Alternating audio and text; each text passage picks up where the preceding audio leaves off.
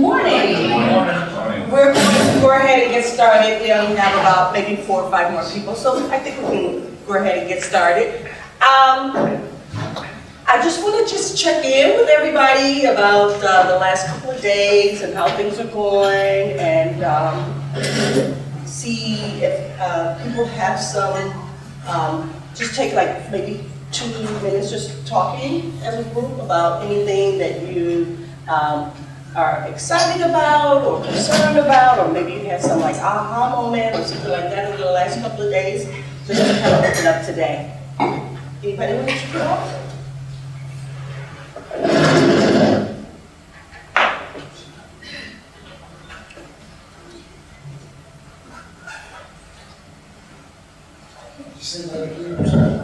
No, I know everybody's waking up.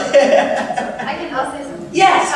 So I guess just one thing is, I know that a lot of our examples of what we talk about are about like elected official types of decision makers.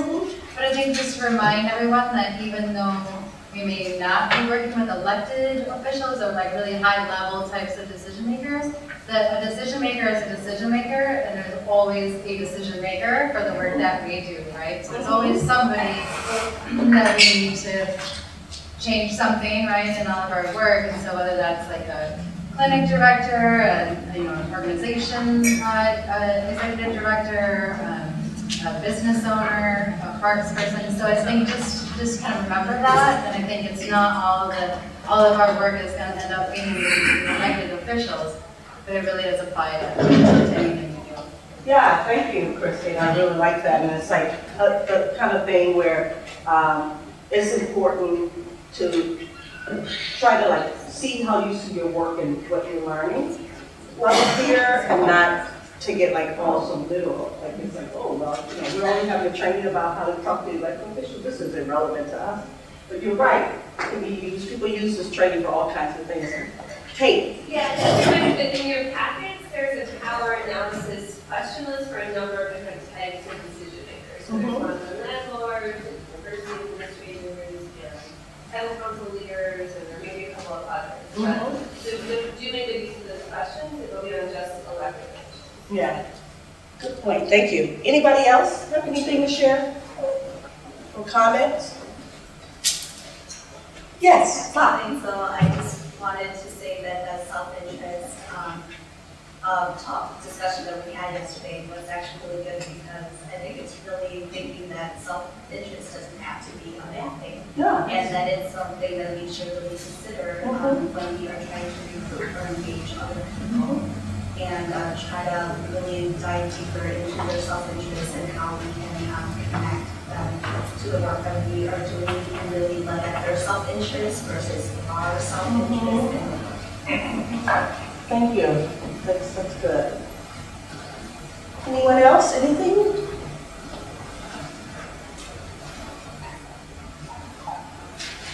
Okay.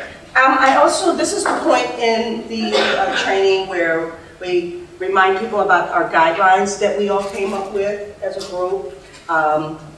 This is a time where we ask people to remember to kind of just like step up in the space, because this is like your last chance to be involved in the training. Maybe other people who have been maybe talking a lot or inserting in the space. I'm not saying don't participate or don't speak, but just kind of be mindful to like pause a minute and see if other people have something that they want to share, and then maybe step into the space at that time. Don't be afraid. Someone put up here, like don't be shy about asking questions, ask for clarity, even if it's related to something that you had over the last couple of days, and then you're like, oh, wait a minute, now I'm seeing how all this fits together. I don't understand about what I heard 2 days ago. Can I get clarity on that? So we're okay with that, okay? So you guys are super engaged and intensely taking the information in, but the learning is also dependent on, everyone participating and being involved in what's happening. So, thank you. Anything else?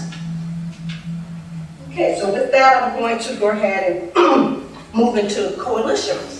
So this morning we're going to spend time talking about coalitions, coming up with I guess like a definition of coalitions, having an understanding of guidelines about how coalitions work, being able to see yourself in a coalition, just really engaging and talking about coalitions and why people either form or join coalitions. So how many of you are in a coalition right now? 1, 2, 3, hi. So everyone can see your hand, not just me. Hi. Great. Good. All right, great. And how many of you actually, your organization is a coalition? No one? Perfect. All right. So what do you all think about coalitions? What do you think coalitions are about and why you do them and what's the purpose of them? Is it just a name? And you just like participate, or what do you think about coalitions? Yes? They're a really wonderful tool to get stakeholders from all different geographic locations and different perspectives on health or economics or whatever you're trying to get to, all around the same issue. And so you bring all the people to the table who should have or want to have and should have a voice in whatever the changes you're trying to do or what you're trying to create. Yeah, it's a really good tool since help build out the numbers. Anybody else?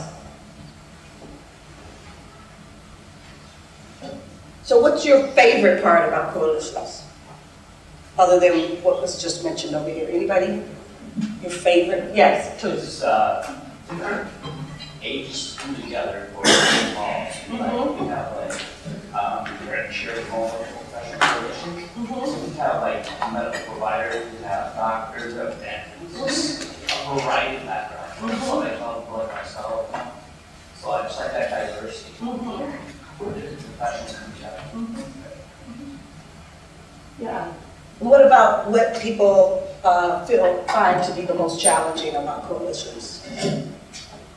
Let's see, I said at the beginning? Yes. Is the challenge. Yeah. All the different perspectives around the same issue and the voices and trying to come together when you have very different waves. Yes. I think too, like physically getting people in one space at the same time with them, you know, people that are in coalitions are oftentimes a leader or, you know, someone maybe higher up within an organization whose schedule and plate is already full, and then add on our coalition Yeah. to their already full plate. Yeah. So it's hard to pull people together. Yeah. Anybody else challenges? Yes. Ego management. Ego, yes. Yeah.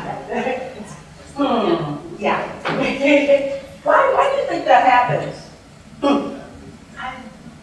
I think everyone, I mean, we're accountable to our organizations, and they want to know who got the win. And those competing things of individual organizations versus the coalitions.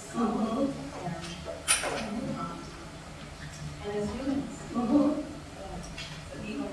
Yeah. There's a lot of that. Yeah, very good.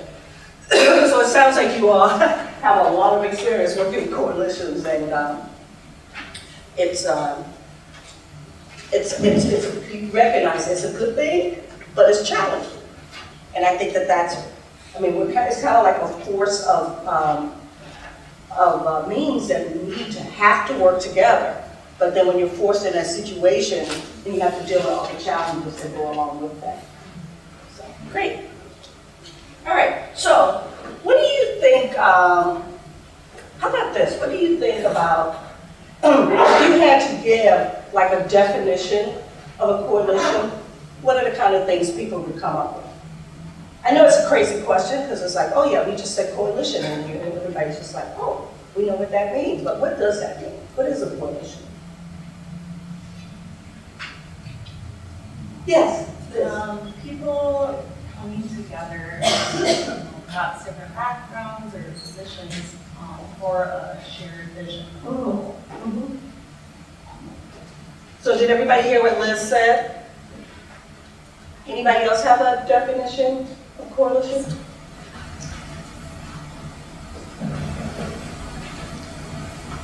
Yeah, I mean, it is pretty basic. Oh, turn this on. Exactly, it's actually pretty basic. You know, so a coalition is an organization of organizations, pretty much, a group of groups. If the people involved don't actually represent organizations, then it isn't a coalition. So what do you guys think about that?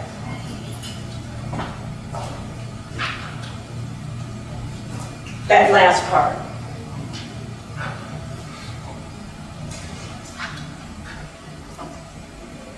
Yes. I think there be some people at the table though that maybe not are a part of the organization, but work closely with the organization or contract. I'm just trying to think of like a way that feels like it's really exclusive, and how can we make it not feel that way for people that should be at the table? What do people say it loud, so talk to everybody. Oh, sorry.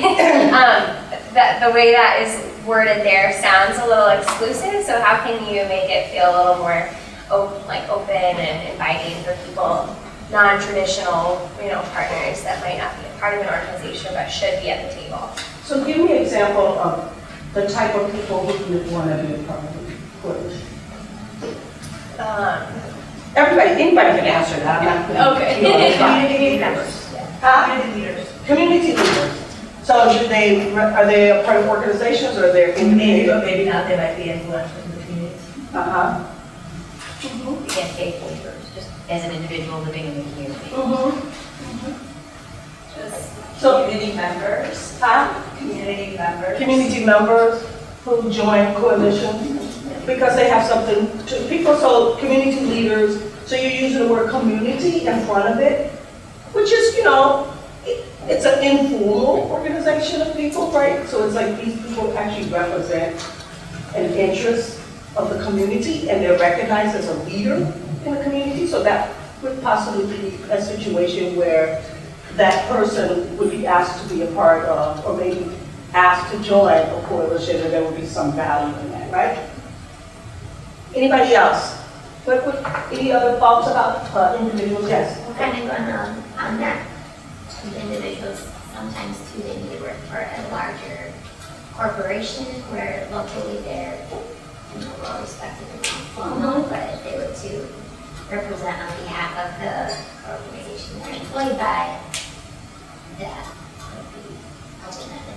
Right, so those people are actually representatives of a business or corporation. So then it's like, are they coming to the table as themselves with their health role and community role, or are they coming to the table as an employee of that, or, like right. What hat do they wear?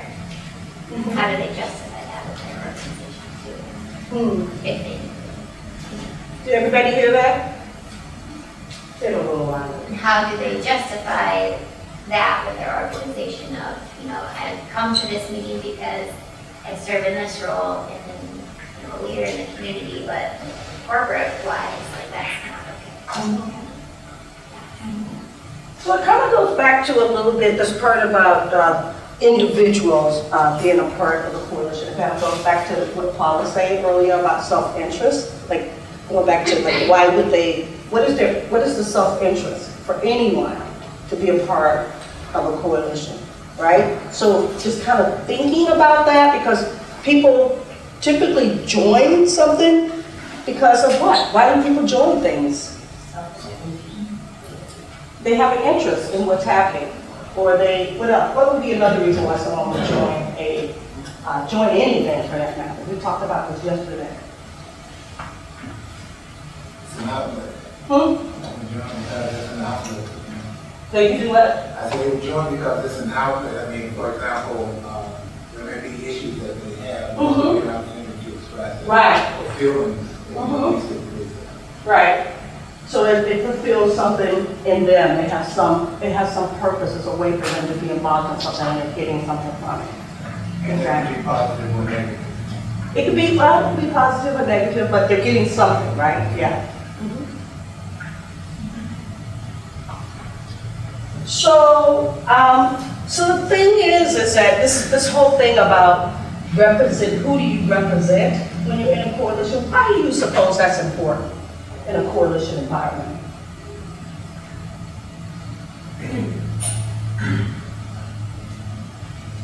Yes. Maybe because each group has its defined role, Mhm. just to keep some structure so you can keep on track with your strategy. Yes. To build more of a collective power. Yeah. Yes. You're able to know what resources you could provide for one another. So Right. So- an organization that, could provide space. Mhm. And that's one thing that the coalition can do. Right, so it's a good way to know what resources somebody can provide.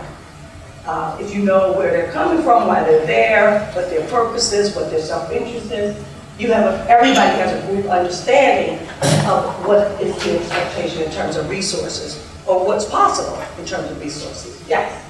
Yes? Oh, no, sorry. Oh, did I see another hand? I actually have a clarifying question Yes. about the third one, because, and now that I'm rereading it, it might actually mean that it doesn't mean that individuals can't be part of the coalition, but that, I think overall organizations,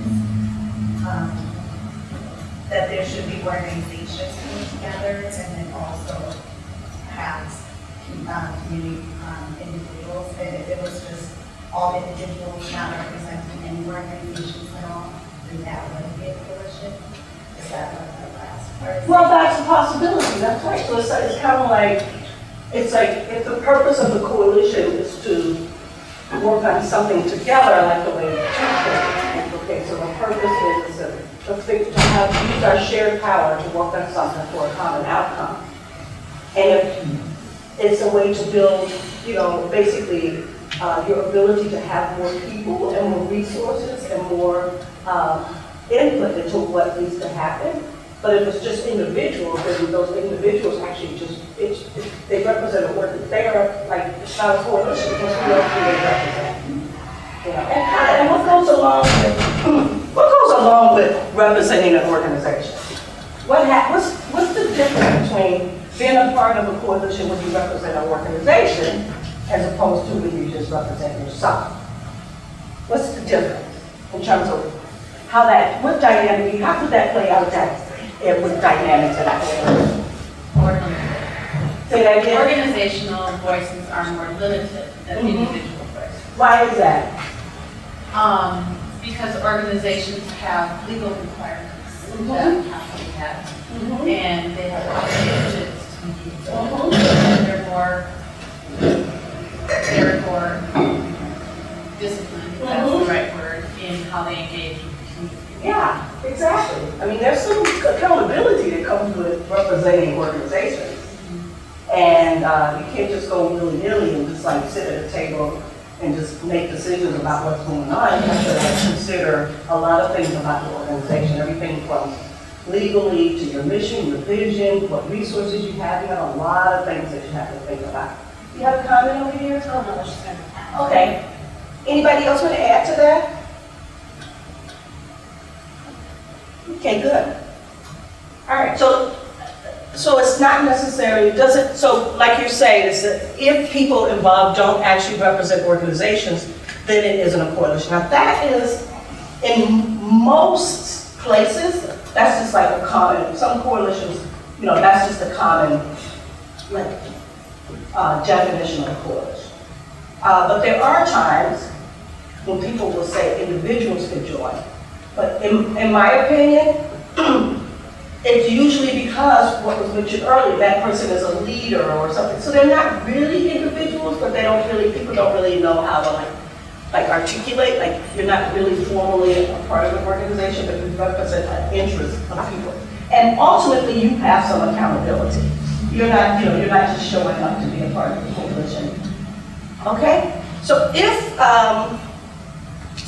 we'll talk about that. But yeah, so that's what that's all about. And it's also a good way to kind of weigh some of the things you all were talking about when you're in coalition. What does that mean when people who aren't representing organizations and people who are, how does that dynamically play out within a coalition?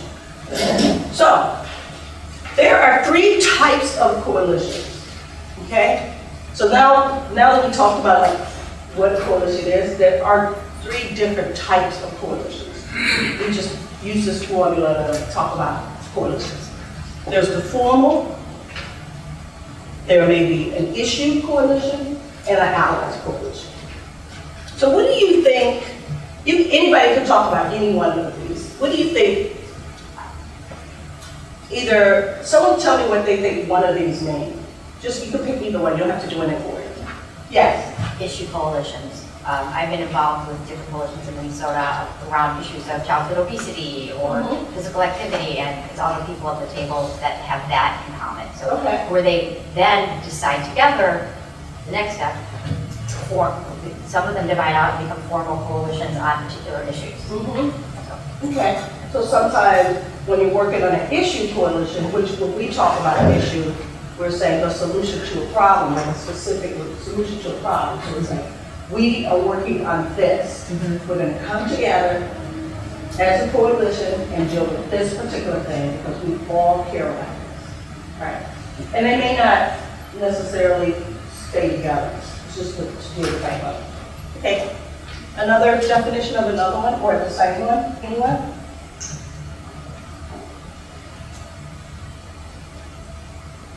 I think the formal taking a stab at it, would that be,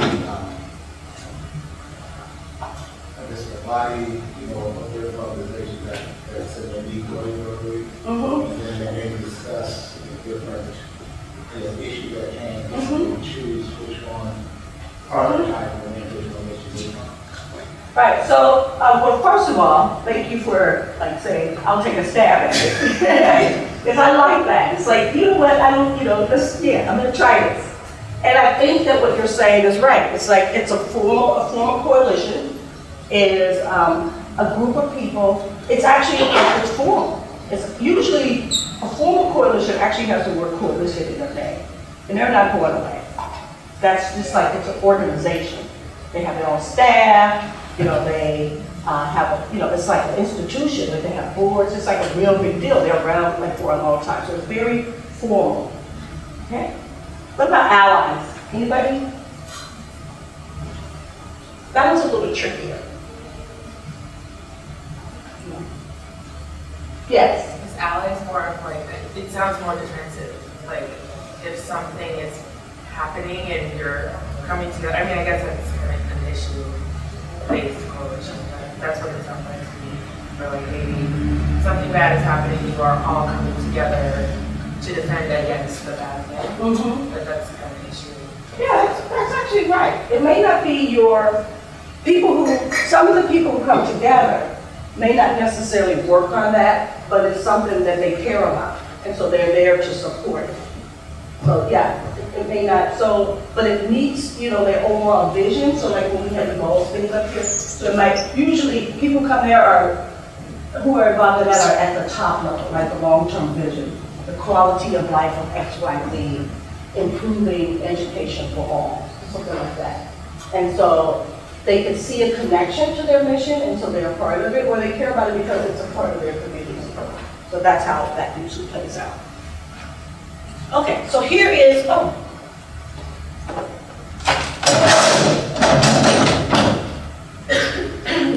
don't know how to make that lower, but anyway.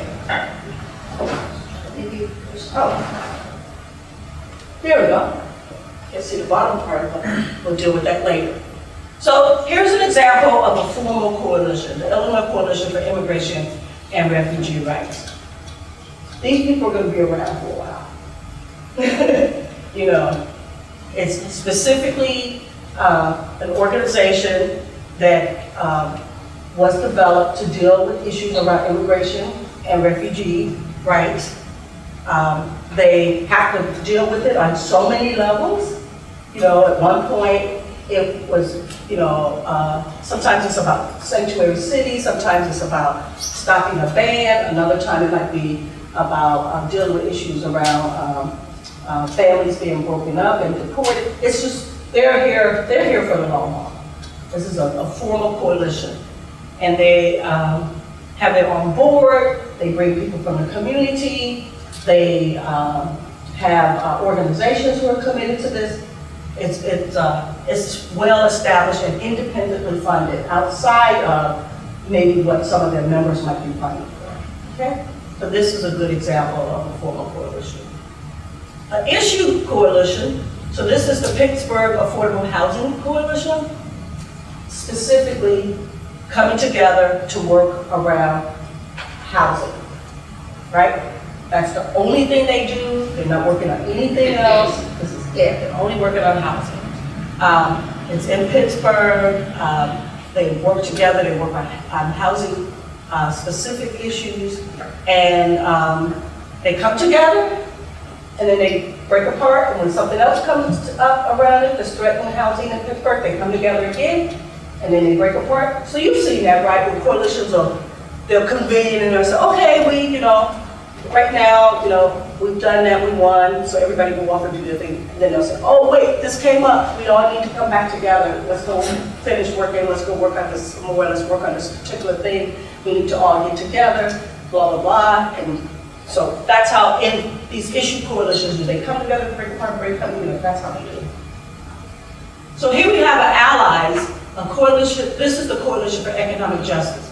So this is the one that, basically this coalition is around economic justice, but the people who are involved are from all different types of organizations. So who actually are working together and probably would not have worked together before. So here we have a union that's working together. They're working specifically on a campaign on minimum wage. There may be some churches involved in this, or faith-based groups. There may be some teachers might be involved. Maybe there's some community organizations. They're all coming together to fight and work on this particular issue. Okay? Yes? So what distinguishes the alliance and issue coalition? Right, so the difference between the alliance and the issue is that the alliance is usually, with the alliance, like I said earlier, it could be people who don't normally work on wage issues. Like that's not part of what they do. So they're coming together, you're looking for allies, people who will come in and work on this with you, and then they move on. Whereas with the issue, it's people who work on these issues, all of them, separately, but then they come together as a group to work on the issue together, and then they leave and continue their work separately. So all the groups who work on the housing issues are actually housing issue organizations. Whereas with the alliance, they're not all economic development groups in this particular case. They're not all groups who work on wage issues. You see? Kind of. Okay. I'm gonna keep listening. Okay. Maybe like something else. Yeah. Okay, no problem. Thank you. So, what would you say would be some disadvantages of working in coalitions?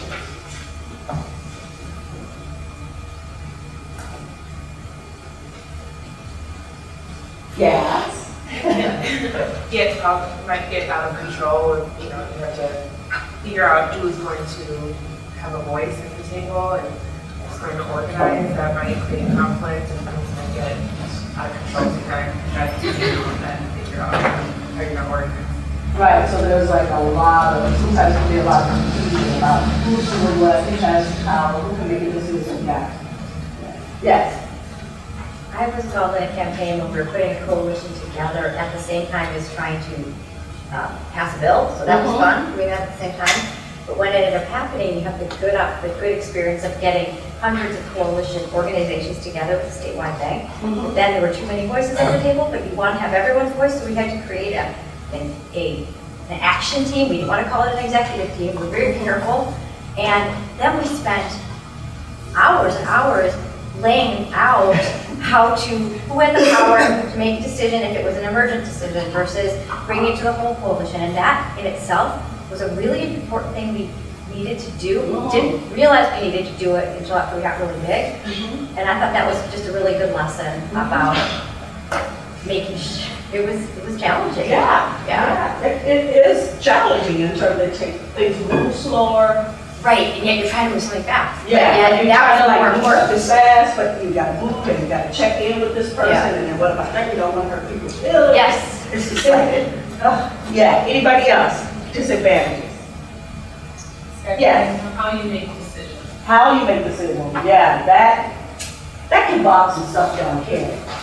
Yeah, so there needs to be, particularly when you're working, like you said, when you come together, moving fast to do something, and then you're needing things to move fast, and then everybody needs to feel comfortable with how decisions are being made, because you don't want to, you don't want relationships to be scarred because you're trying to work on something together. Yeah. Anybody else? Yeah. When you have like an allied coalition, you Uh-huh. might have conflicting, like you might have, a workers' rights group, and then you might have like Black Lives Matter, and Yeah. maybe that there's some conflicting opinions about how to go about doing things in even issues that you're not coming together on. This is super important. That's right. So when you're working with allied groups, people have their philosophies or ideals or ideology or even politics sometimes about how they do things or what they put their energy into. And they have to consider a lot of things. Maybe there's something culturally they have to think about. Maybe there's some dynamic in terms of a relationship they had in the past with somebody. That's a real issue, particularly around allies, that's right. When you never work together, then all of a sudden you gotta work together on this one thing, because if you don't, you're not gonna get it done. That's right. Okay, so you guys have pretty much listed everything. So in a coalition, when you work in coalition, the coalition gets credit for the work. And that's, it's like, okay, coalition got credit for the work, but we work really hard. So that's actually a disadvantage, because it's hard to distinguish that. And if you're gonna really keep it real, that can affect some of your funding when you can't really like separate yourself out from what's happening there. So that could, that's a disadvantage. Some people benefit more than others. How does that play out in coalitions?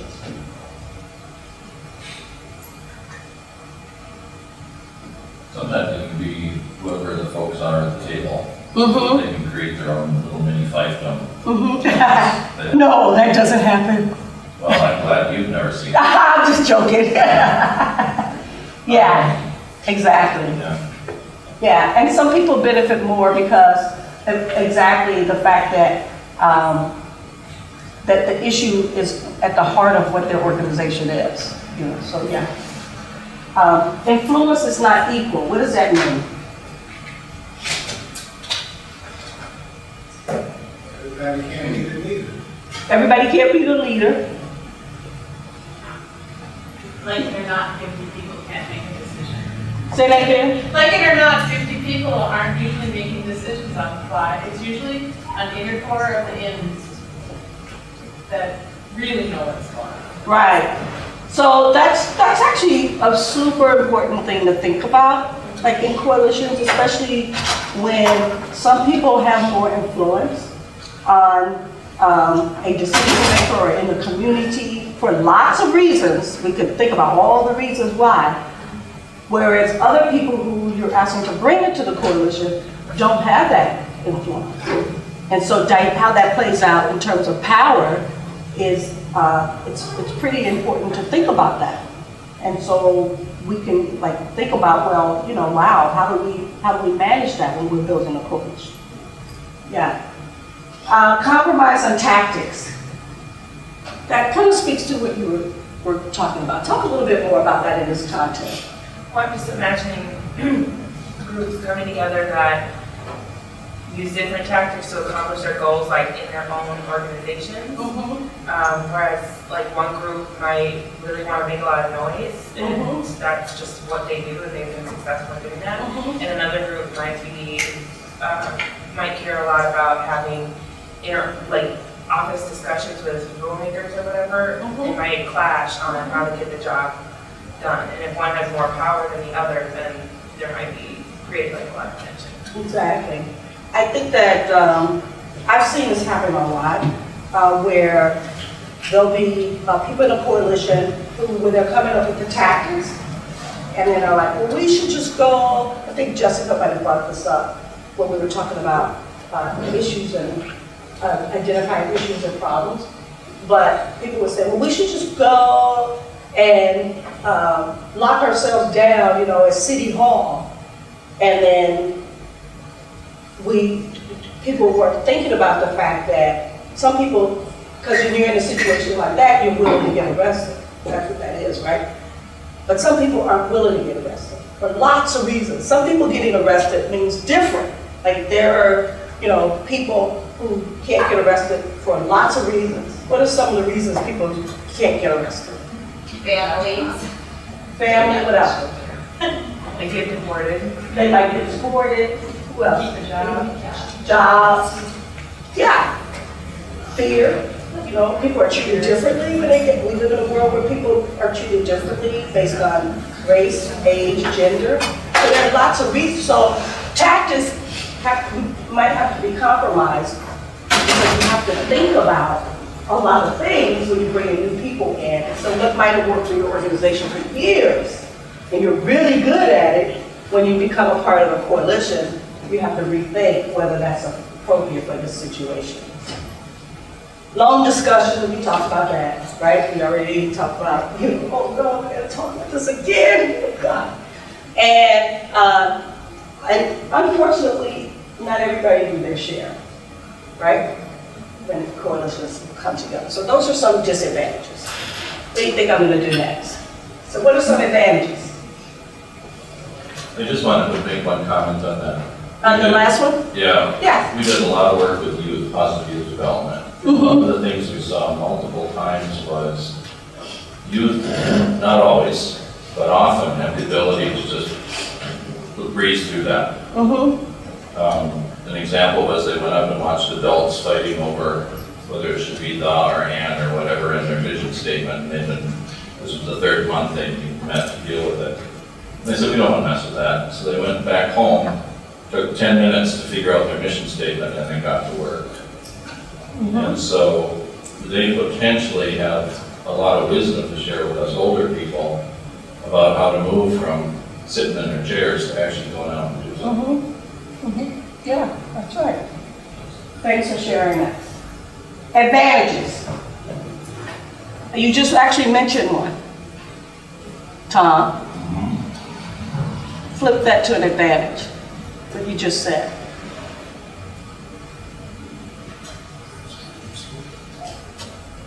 Sorry. That there's an opportunity for learning in coalitions. Okay. Yeah, from people who you normally wouldn't learn from. Yeah, yeah. That's what you were saying. Who else? Yes. There's the power of togetherness. The power of togetherness. Yes. What would that look like? So like with the, you know, like larger organizations and having the main representative and having that power of like a lot of things. Yes. Pool resources. Yeah, you pool the resources. That's right. We talked about that. Poppy mentioned that earlier about, okay, you have more resources when you're in a coalition. So, where resources you wouldn't normally, where, you know, have more probably vehicles, meeting space options, more people, more influence, all kinds of things. Yeah. Money. Anybody else? Yeah. I think it has potential to build sustainability. Talk about that more. So I think when a more experienced organization helps mentor and support other organizations in the process of making change and provide skill building opportunities, it can be a model for them to branch forward and do other actions that they might have been hesitant about because of the fielding habits. Right. Yeah. Yeah, that's good. Yeah, it's a way to for people to have available to them some resources they wouldn't normally have available to them, and to network and build new relationships. And obviously, benefit from that as an organization by being a part of the coalition. I think for funders, coalitions are very appealing. Say that again? Funders find coalitions very appealing. Mm-hmm. Yeah, for whatever reason. Right. Why do you think they do it? Yeah, you said for whatever reason, but yeah, that's people working together is, in many cases, because people work together, it's leveraging. They're finding, right? Okay. So you all mentioned this, one, better power, have up here better media. What does that mean?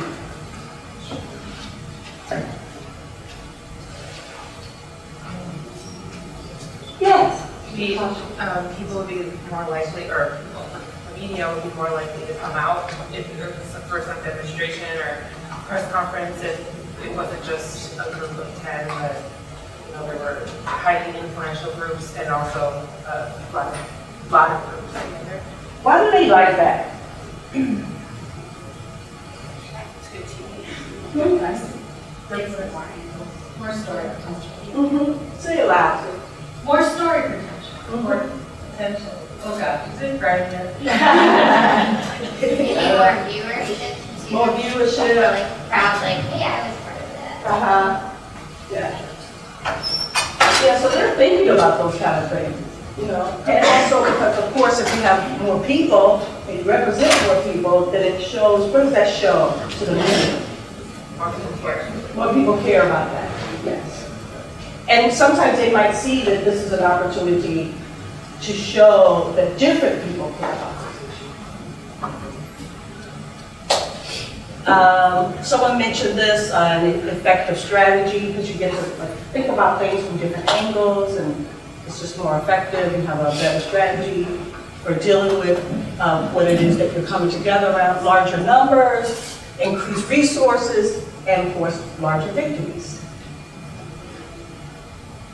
So, given what we've talked about, the advantages, the disadvantages, the challenges, why people do it, what do you think would be some good guidelines for when you're working in a coalition? Let's say a coalition was coming together for the first time. So we came up with our guidelines because we all were coming together this week. What would be some guidelines you think a coalition might want to consider coming together for the first time?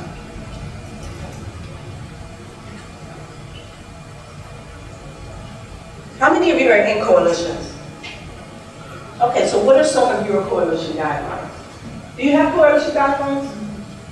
Yeah. I mean, they may not be called guidelines, but you have like norms and rules about how you do what you do. What are some of them? Show up. What does that mean? Show up. I mean, attend the meeting, show up at events, be, true to what we would all call partners are. Why is that one of your guidelines? Well, because a coalition is one of the strategies is to build power and show numbers, and if people don't show up and actually put a name on a letterhead, Right.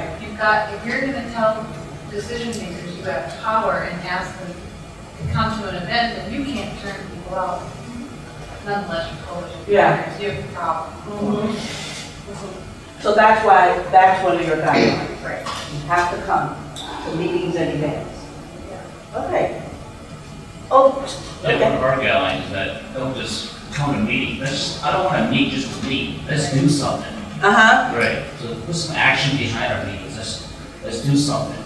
Uh-huh. Right. Let's show some action. Instead of just sometimes people just come and meet and talk about problems. We just talk about problems, but we don't really solve any problems. Right. So one Makes is. sense? Yeah, definitely. Right. I mean, it's a good guideline. We Right. don't just come together just to meet. We actually are coming together to solve problems, get things done. Yeah.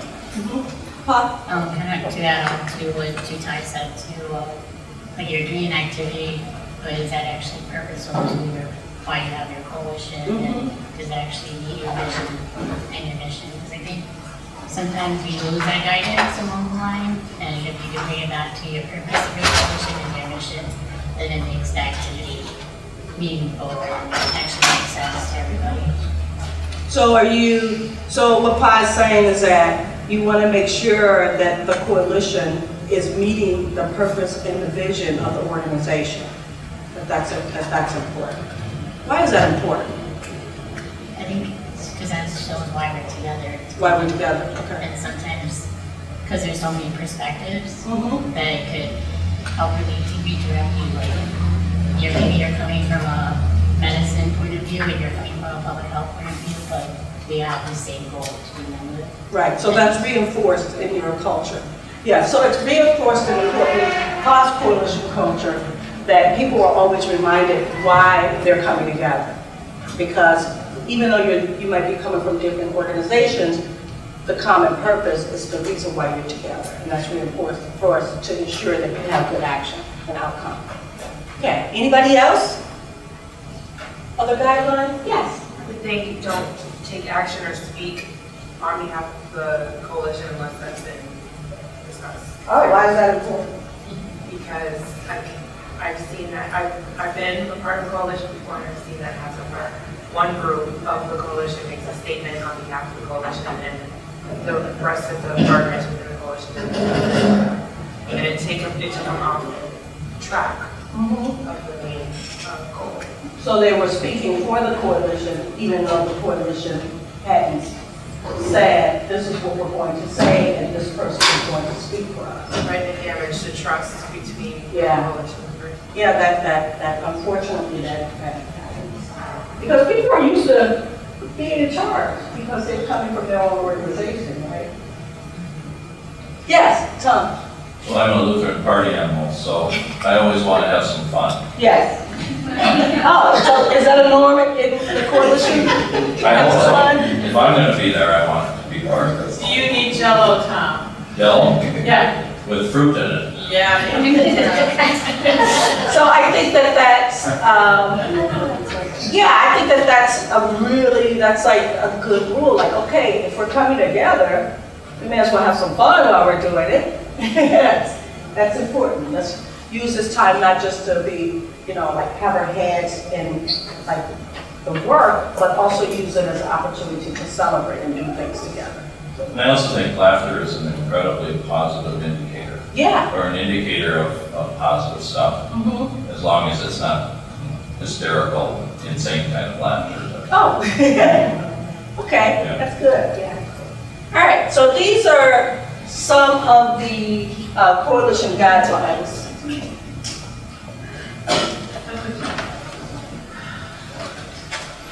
You know it's gonna have to go up and down. Okay, seek common issues, which is I think what Pavli was talking about, like making sure that everybody's clear. The coalition is formed to work on common issues. Because what do you think would happen if you come together as a coalition to work on issues and the issues aren't really common issues? They're just, people are feeling like, well, this doesn't really relate to me, or I like this, but, it's not really what we want to do. What would happen? Yes? And they don't really participate. Yeah. Make action. People don't participate. Right. They like the idea of a coalition to come around this particular issue, but then when they get there, they realize that it's only benefiting some people and it's not really benefiting what they want. And so what you want to do once you come together is make sure that you're seeking common interests. Avoid shopping lists. What does that mean as a coalition?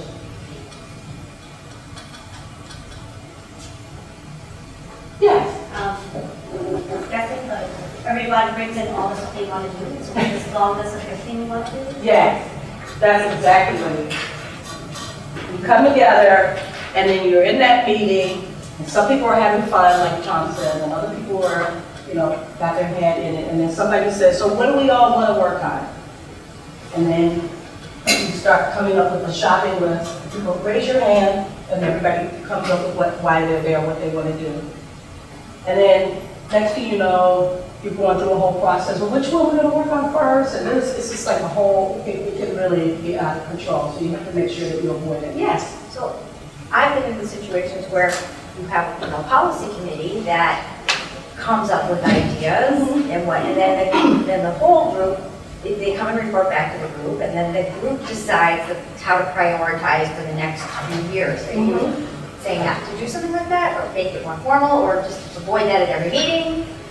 I think that there is opportunity and value in creating that at a certain point for a certain part of, a certain length of time. So what are your thoughts? Well, I think that the word avoid, so it means, you know, you want to try to stay away from that. I know what avoid means. No, I'm just, But I mean, like, do you think there's value in creating, having everybody, you know, brainstorm, or have a group, a smaller group brainstorm, and then bring it back to the group about, here are the opportunities out here, and here's why it's ripe, and here's what's happening, here's the political climate, and then have the group come together and figure out how to prioritize their policy issues? Right, That's so- a big part of it. yeah, I think a formal coalition would do that, because they have Right. more time Okay. to do that. But when you're, like you were saying earlier, like you have to come together in on an urgent manner. Okay. When you start shopping lists, Got it. that's when things start falling apart. Okay.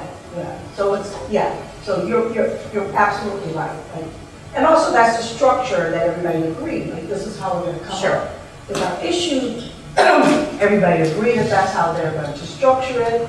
And then the purpose of the coalition is really honed in, as opposed to having like a long list of things that you want. Sure. Okay, thanks. Because, you know, I've been around coalitions, and I'm sure many of you have, where people can't even explain what it is you want to do. Right. Right? Because there's so much.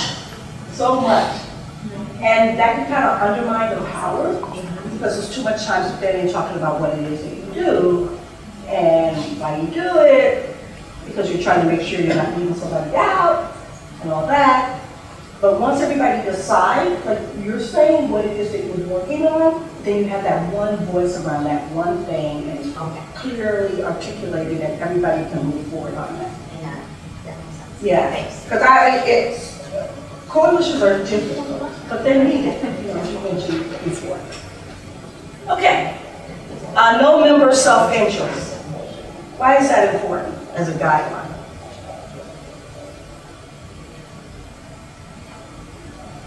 Maybe to assign, like when it comes to like tactics and things, to everybody having a different role, like they maybe work on something that aligns with their self-interest. Yeah. Rather than something that's totally not in their Yeah. experience or anything. Yeah, it makes it easier. What Kelly's saying is that there's a point where this could be a great benefit when you're talking about what people are going to be doing. It makes sense based on if you know like the self-interest of the person. So when people are saying, well, we're interested in X, but we can't do Y, nobody's getting their feathers all ruffled because they already know what that organization's self-interest is, and it makes sense for that organization to be doing that. And you can preempt those kind of conversations too by being aware of the self-interest and why people want to join a coalition. People have different reasons why they want to join coalitions, right? People aren't all joining a coalition for just one reason, for the same reason. They all have self-interest. All organizations have self-interest. We talked about that earlier. Just like people have self-interest, organizations have self-interest. Respect members' culture. Structure. Respect members' structure. What does that mean? Member organizations, or the members of the coalition.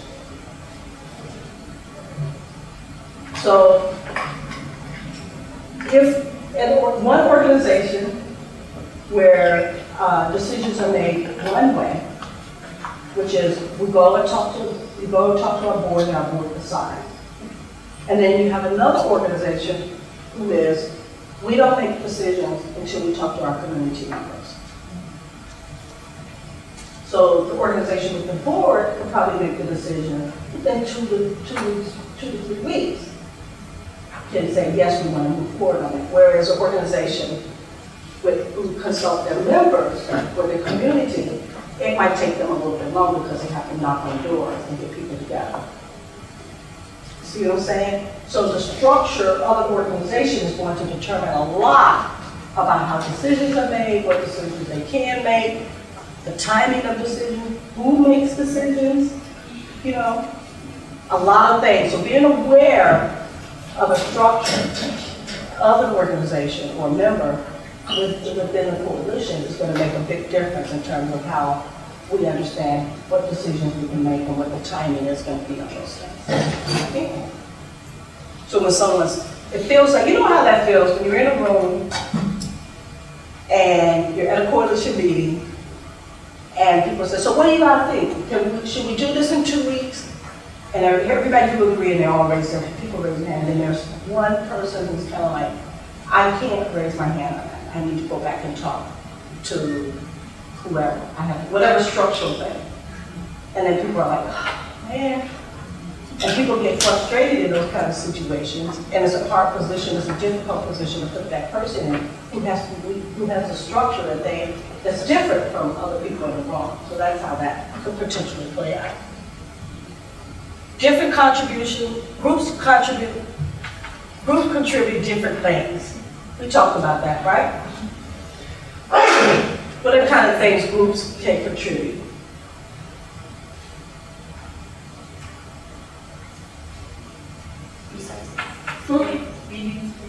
Meeting space, food, yeah, food.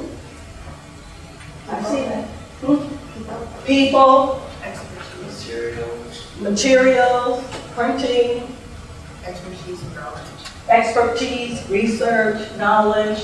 Yeah, people could contribute lots of different things. You know, maybe one group might be able to contribute people who have personal experience with what we're talking about, you know, what we're trying to amend.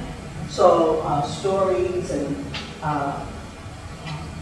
community experts, things like that. Another group might be able to provide a connection and somebody who can actually make sure that there's a bus so that people can get to where they need to go. So there's lots of different things, which is fabulous. But understanding that is important. I've seen situations where people say, everybody has to turn out at least 25 people. And it sounds like a great idea in theory, right?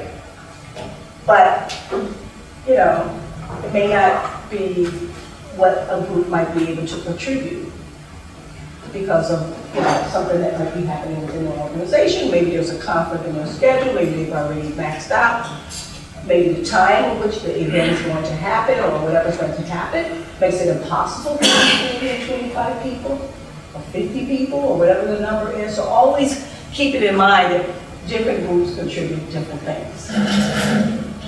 All groups are not equal. We talked about that earlier, where we understand that some groups have influence over some things, other groups have influence over other things.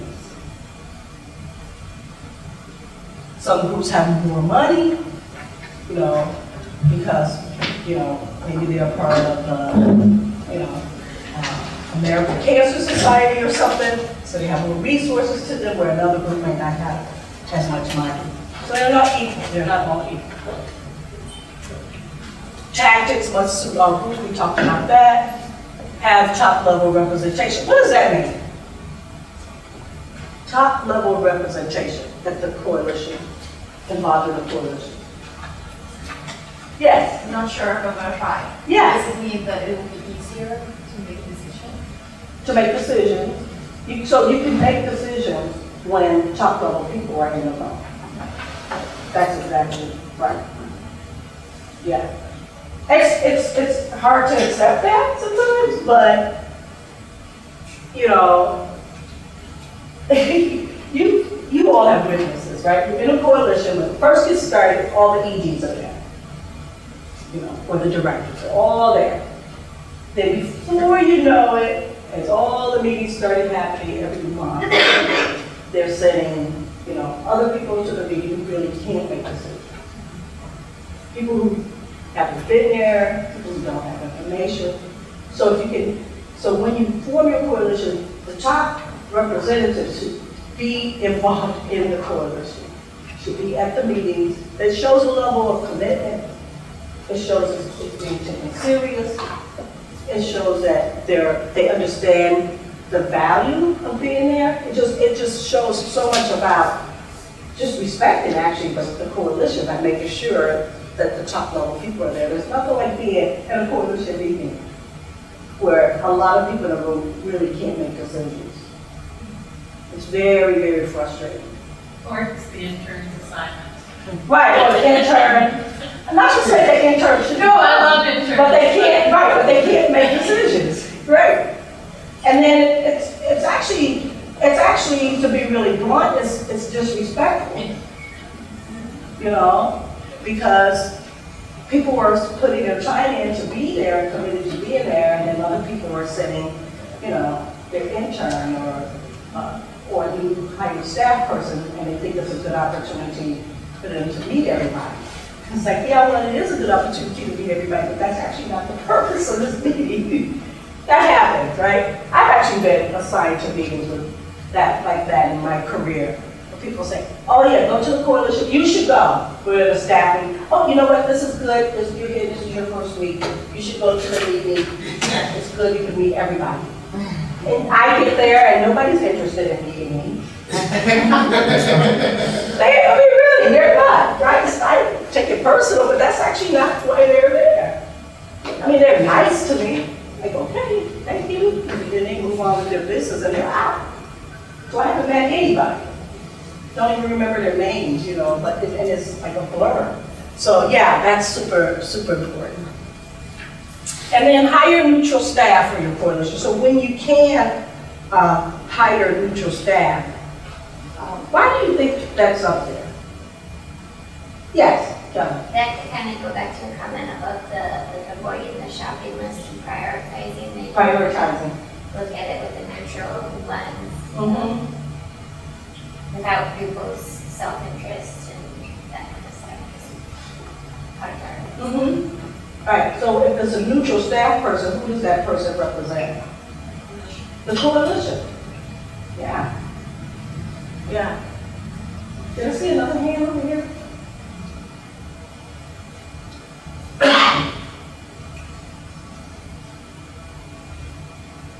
So now, we were talking about organizations' self-interest.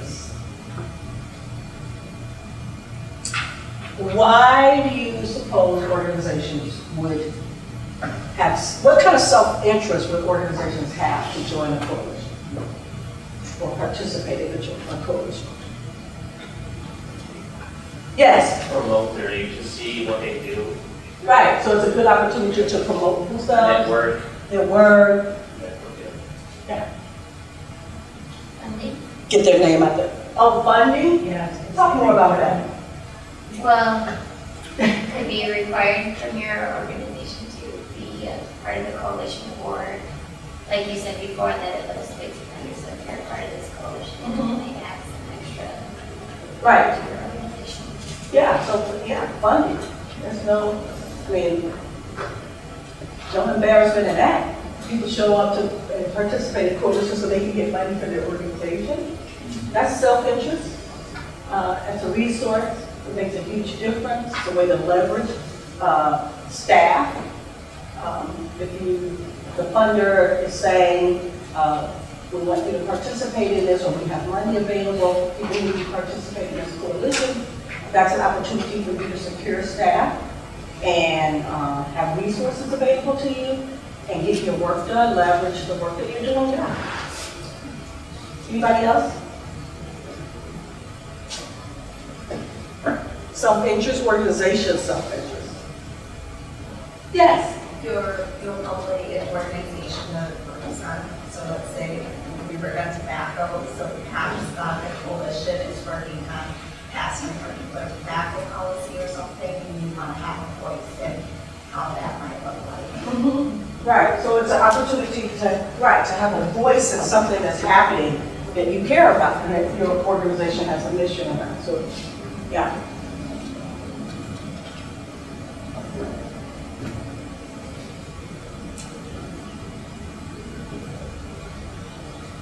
So here we go.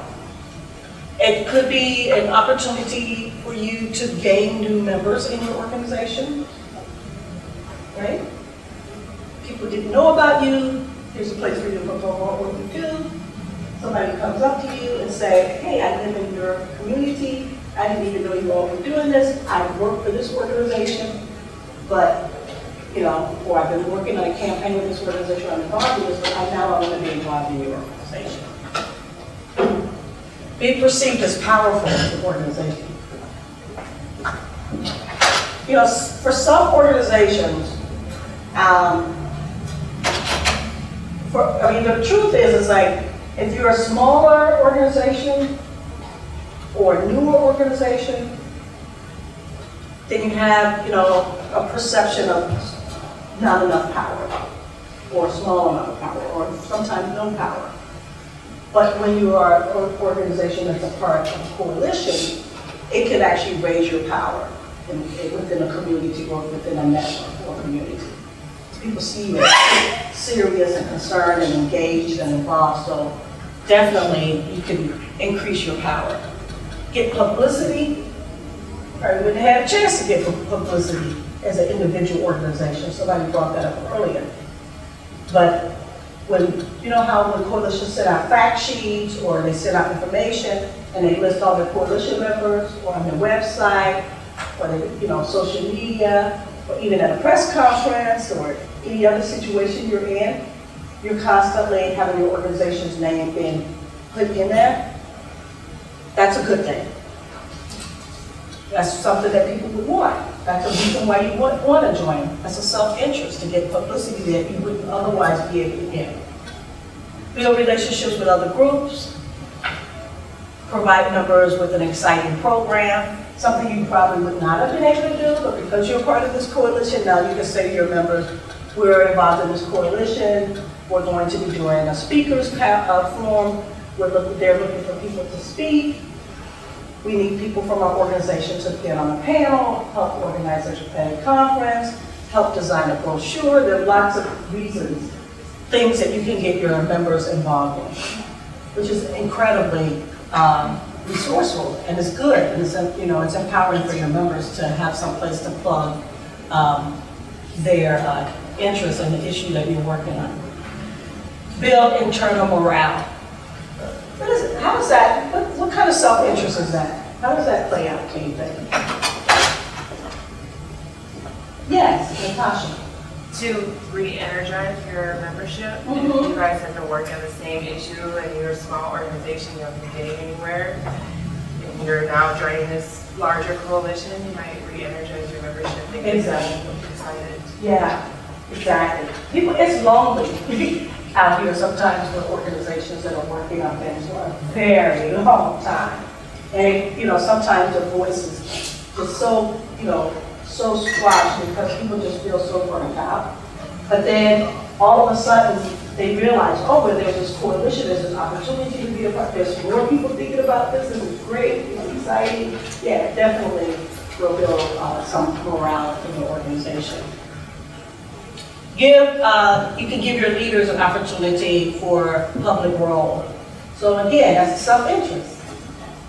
You know, president of the organization, nobody really, you know, it's tough getting people to pay attention to you or your organization, either where you are, maybe you need to have a public role in a particular geographic area or in a community that you normally wouldn't have. If you're only able to build your relationship, let's say, you know, in a city, and then there are all these small towns or places where normally we wouldn't have some voice in or have an opportunity to engage. You say, if I join this coalition, I'm going to meet more people, I can have an opportunity to get into places where we normally wouldn't be able to get into. And then, of course, raise money, and we talked about that.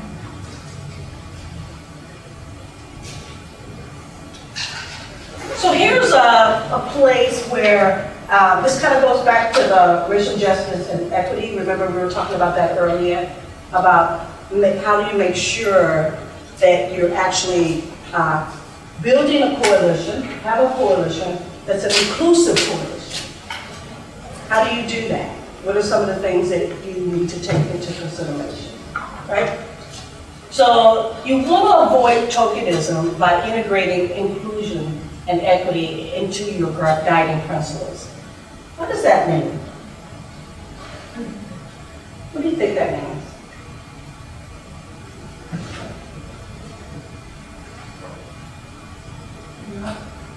Yes. It's not saying, well, we need one native on the panel and we need one person from the Hmong population, and we need it instead just saying we're going to always be inclusive and make sure that we're representing all the communities that we're in. So instead you do what? Well, I think I would say we need to be inclusive of all of the communities that we work in and just make sure they're evenly represented in some level, but not. Yeah, like what we try to do is have a kind of work on including voices and community members from whatever population that they are working with and integrating them into like the planning, implementation, enforcement, evaluation process, assessment process, or whatever. Making sure that they are also at the table and that they could also help make those decisions as well. Rather than just sitting on the sidelines and maybe them take the surveys or assessments and then so being more integrated into the process. Exactly. That is the part where you're integrating and inclusion and equity into what it is you do. So you're not like doing what you do and then saying, now we need these people to show up to be a part of it. So, yes. Agree on how decisions will be made. So tell me more about that. What do you think that means in the context of inclusion?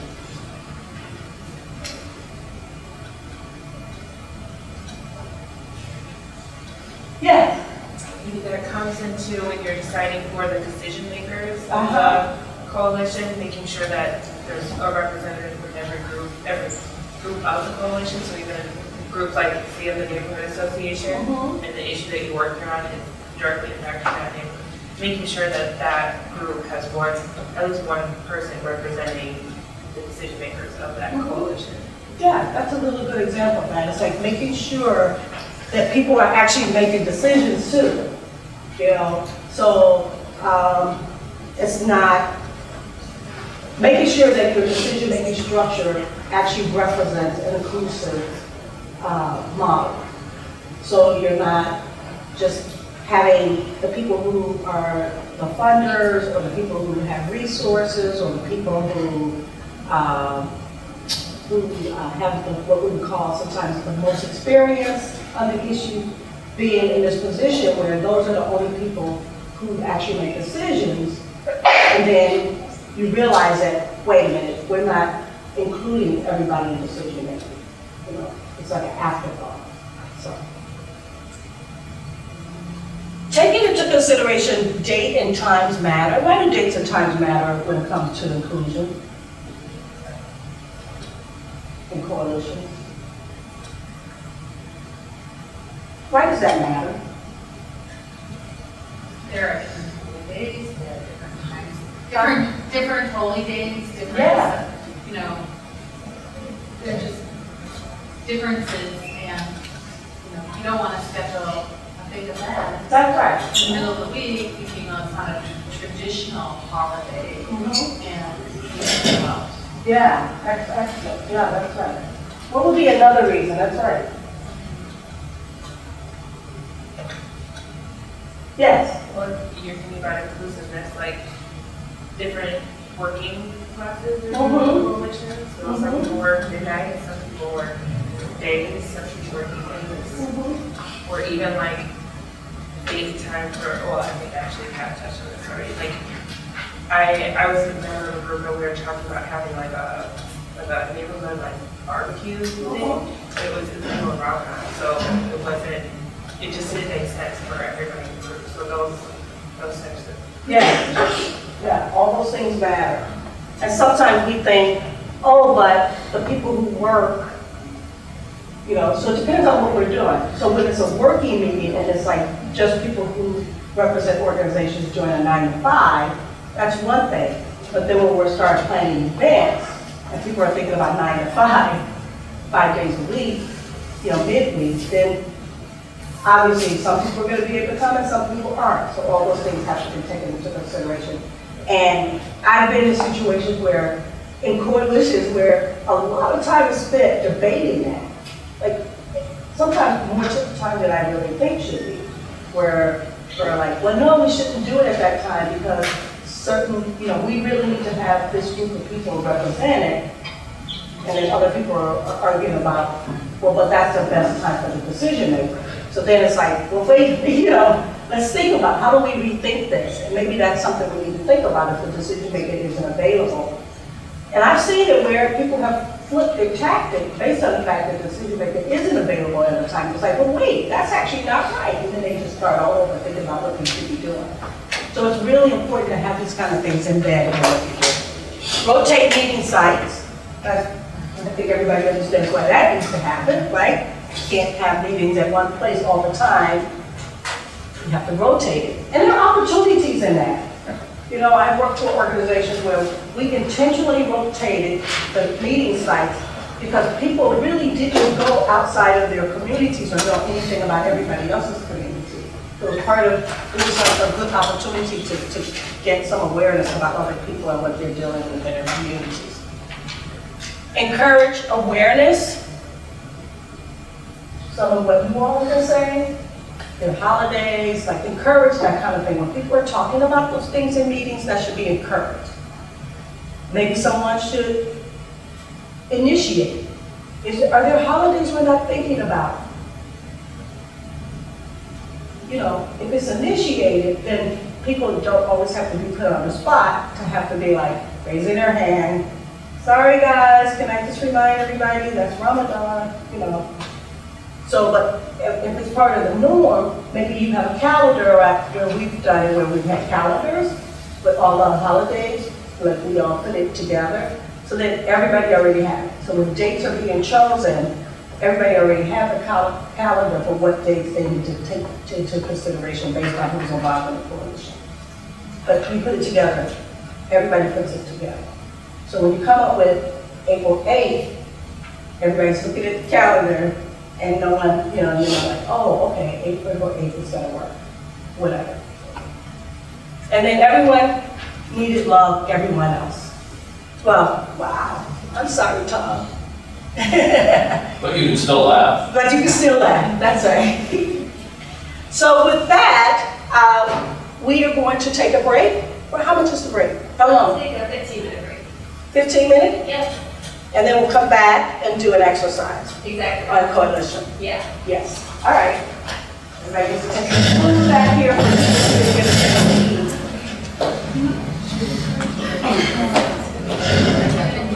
Are we looking? Over here. The middle blue. Yeah, now you got it. Okay. No. And actually, if we could all just kind of remain focused and maybe let's stand up and move over here so that we don't get distracted about what else is going on in the room. I want to make sure that we capture the learning from this. Someone's pink sheet, but it's like we speak at it. Yeah.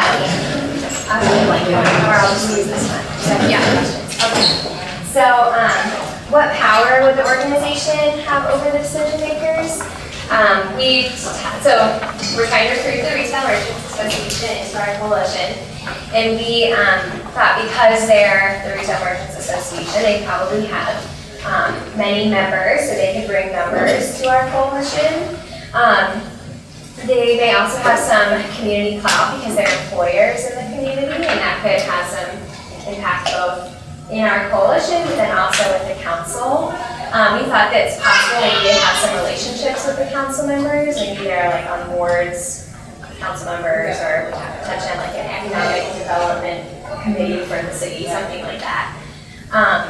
And then how would and so that's sort of how we thought they would give us power as well. What is the organization's self-interest in joining the coalition, and how will we as a coalition make sure that is met?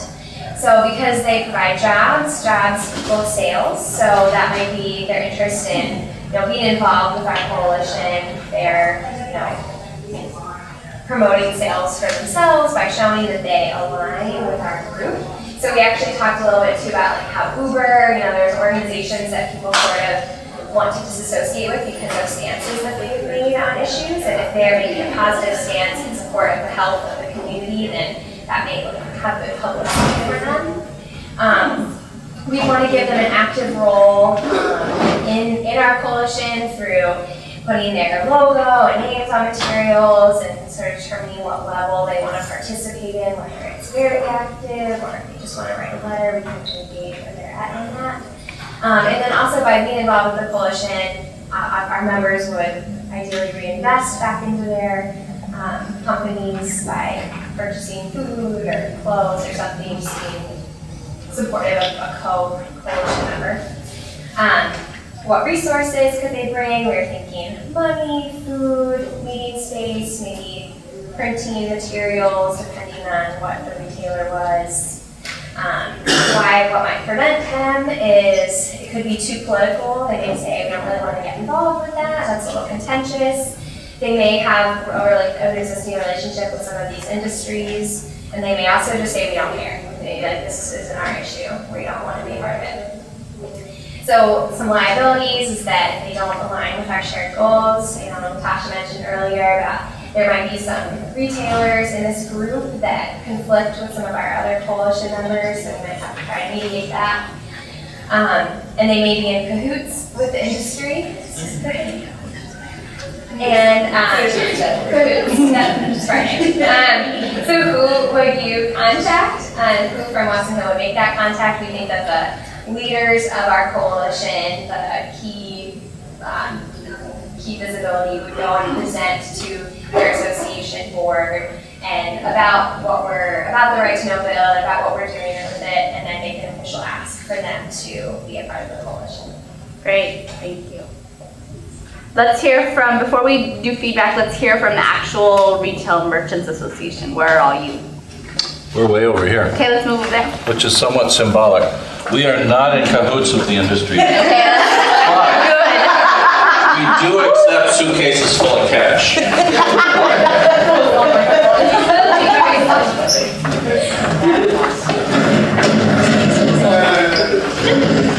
Okay, give us like a 2-minute high-level summary of your conversation. Well, I guess I need a copy of that. Show me. I'm not going to show you mine because Where's the blue one? The blue one. The questions.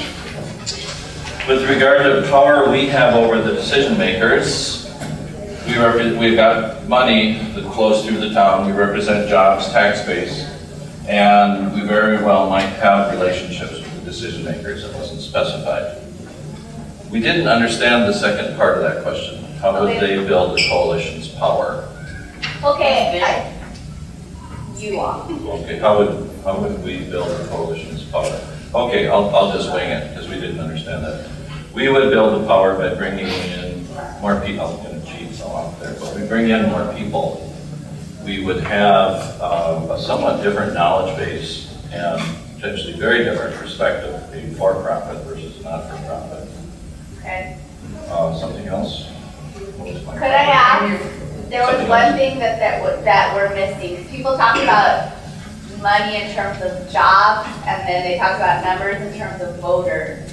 What other influence is our business owners likely to have with an elected official? Contributions. Can you say that louder? Campaign funding. Yeah, a huge one, right? So with nonprofit organizations and community organizations, our hands are tied when it comes to that. But for businesses, they can make as many contributions as they want, depending on the laws of the state that you're in. So that's a huge one that really needs to be considered in this, okay? And a reason why we would want this group in our coalition. Okay, go ahead. Why do you think the coalition wants you to join? We bring somewhat more of a corporate perspective versus nonprofit. We speak to the threat of job loss because we're employing a lot of people and we're coming at it from a business perspective. How would joining the coalition fit in with your program, help build the organization? We could potentially get some positive community media from it. Sorry. I'm going to do that. As in, we care about our community. We aren't really sure we want to join though, and our members are not united on this. We're an association, but we're fighting with each other on lots of things. It would potentially increase property values. Yeah, and why do you all care about that? How is that in your interest as a retail association? There are 4 different real estate agencies in our association. Okay. You're fine with 4. I'm 400, maybe. And in terms of the increase, the finding of it is definitely going to decrease property values. That's a given among all third of the country. Number 4, potential liabilities. We aren't sure that we want to do this. Our members are not united on it. What if the measure passes? What are the implications for that on us? What if the measure doesn't pass? What are the implications for us on that? Could potentially damage relationships that we feel we need. Coalition actions could embarrass us. We don't know actually what it is they want to do, but we've heard they can be kind of wild and crazy. We went to Chicago and got some training. And that could harm our brands, customer relations sort of thing. And then getting back, too many unknowns. We really don't know what we're getting into. We know the overall objective, but we don't know what that means in terms of tactics. If you did join, what would you actually be willing to do? Potentially signs in the windows if we agreed with them. I don't know if we necessarily agree to put our logo on there too. Well, it would become us, but on materials for some of these concerns. We would attend meetings. We could talk with and arrange meetings with decision makers given relationships we have. And we would potentially have access to some data that the coalition could make use of. And finally, do you think that you would join? Unlikely. We don't see enough benefit. We feel it's too risky. And at this point anyway, neither the tactics nor the funding the coalition has are very strong or clear. It's strong that the coalition doesn't have much money, but what it is the coalition is going to do to get it. Great. So in this situation, thank you for this kind of realistic analysis. What could the coalition do to still get the power of some business owners if the retail association themselves said that they didn't want to join? To target some of the businesses individually and to see if they would participate in some way. Yeah, and so this is obviously the preferred scenario because you're getting many different types of retail businesses, but targeting individual ones, especially key ones. This gets mentioned sometimes in this activity that retailers that are working on providing services or products around tourism might be very likely to join the coalition, for example, because it's in their specific interest for this issue to be taken care of. And the one council member that was voting yes had a fishing business, so that might be an easy one to get involved. Yeah, so outdoor activities, anglers, all that kind of thing related to the river that maybe. And then would you recommend that you do a strategy chart on each of these organizations? Or don't you need to go that deep? So the strategy chart, you do highlight, again, remember what your resources, who your allies will be, but you don't do a different strategy chart per target, right? So it's the same strategy chart, but you want to analyze deeply. In the full 5-day session, we do a dossier on our target, which talks about all of the background, any media you can get. You really want to, before approaching anybody, really do your research to make sure that you know as much as you can about who your potential ally is, for sure. So these would be allies, viewed as allies, not targets. organizations. Correct, yes, yes. The other thing we could do is neutralize this association. We could go and formally ask them not to take a position and use some of their hesitancy as to why your people are divided, if you come out against, you're gonna, and just, that is also power. Yes, excellent, definitely. Awesome. Any other ideas around this? I know you all work with trying to convince business owners and employers. Are there any other ideas that you have from your campaigns that you would have utilized in this scenario?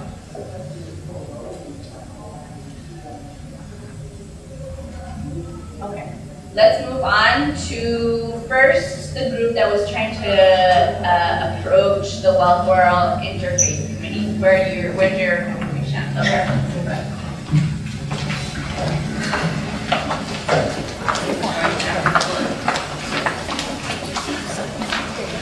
We're getting our steps in. Yeah, good.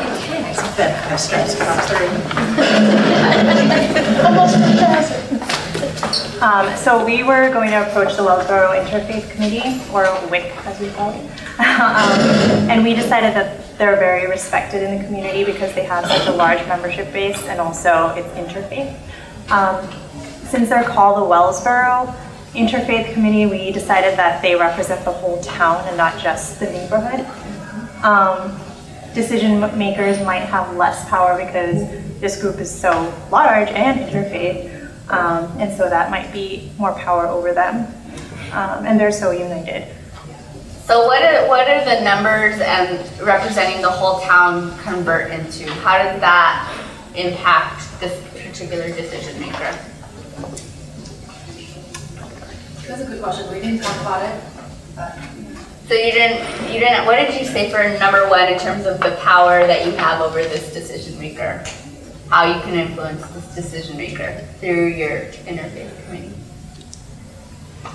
I don't know, but I'm just going to take a stab at it. I think we just kind of focused on how united they were as such a diverse group that, I mean, that might speak for itself. So let's remember that power is specific and it's like tangible. It's not just this like thing in the air that we say united, numbers, like what specifically are we talking about? If I'm the target, Gail Murphy, why do I care that the Interfaith Committee may be joining this coalition? Now, feeling like, other residents who might not have like direct ties with this issue might now starting to consider and move into like supporting the cause that we're trying to do. By doing what? What do you mean? Like, by doing what? How would they show support for it in a way that I care about as Gail Murphy? Anyone? Could you help them out? Yeah, so voting, like voters, specifically voters. That's why it's important, this Interfaith Committee. They represent faith community who have congregations who vote. Okay, that's why I care about it as Gail Murphy, right? So let's really keep that in mind in terms of like, it's not this amorphous thing, it's really kind of meat and potatoes for this particular target. Okay, let's keep going. Yeah, so we're looking into, what might their self-interest be, and we think that the number one that they are concerning about is increasing their number. This is interfaith, and because for us, like looking into how might we also help them increase the number of them too. Excellent. Yeah, and they might want more publicity, more power, and we were thinking they don't want to be left behind as someone joining the coalition or who hasn't joined the coalition. They might be interested in raising money and just more motivation to work together. Yeah, and then in terms of resources, one of the things is they can hold meetings. They have locations that we can utilize all across the town, and we also think that by asking them to host meetings, we can also leverage the point that it's bringing in more people to your location. So it's a resource that they could provide, but it also offers them more exposure to the larger community. Great. Right, and we also think that the knowledge base as well, that they will have more knowledge of how to tie this issue into the faith-based issue. Yes, definitely. Yeah, I think what might prevent the organization from joining a coalition is that they might fear losing its members because they don't want to offend anybody. And they might not see the actual issue as moral-based or faith-based to fight it. Yeah. And liabilities, so they might have too much power over other organizations in the coalition because they're so united. There might be too many different voices that don't really represent the whole committee. There might be a conflict of interest and may take time to make decisions. Yeah, right. So depending on the structure of this and what your timeline is, often an interfaith committee are represented by like the faith leaders from different congregations. Sometimes they go back to their congregation to ask, sometimes they don't. It just depends on the structure. So that would be something that you all need to consider. For sure. Yeah, and so I think we would contact the leaders of WIC, and then we would probably assign someone who is currently a member of that committee to approach them. Great. Yeah, because we think that it's probably more effective to have the members speak to their own leader instead of having our leader talk to the leader. Yeah, so maybe you have somebody that belongs to a particular congregation that's already part of your group, or someone that's associated with the actual interfaith committee. That would be strategic for sure. Great. So let's actually talk to the interfaith committee. Where are you at? All right, let's go over there. Remember, we're moving where we do our meeting to have equity in our coalition.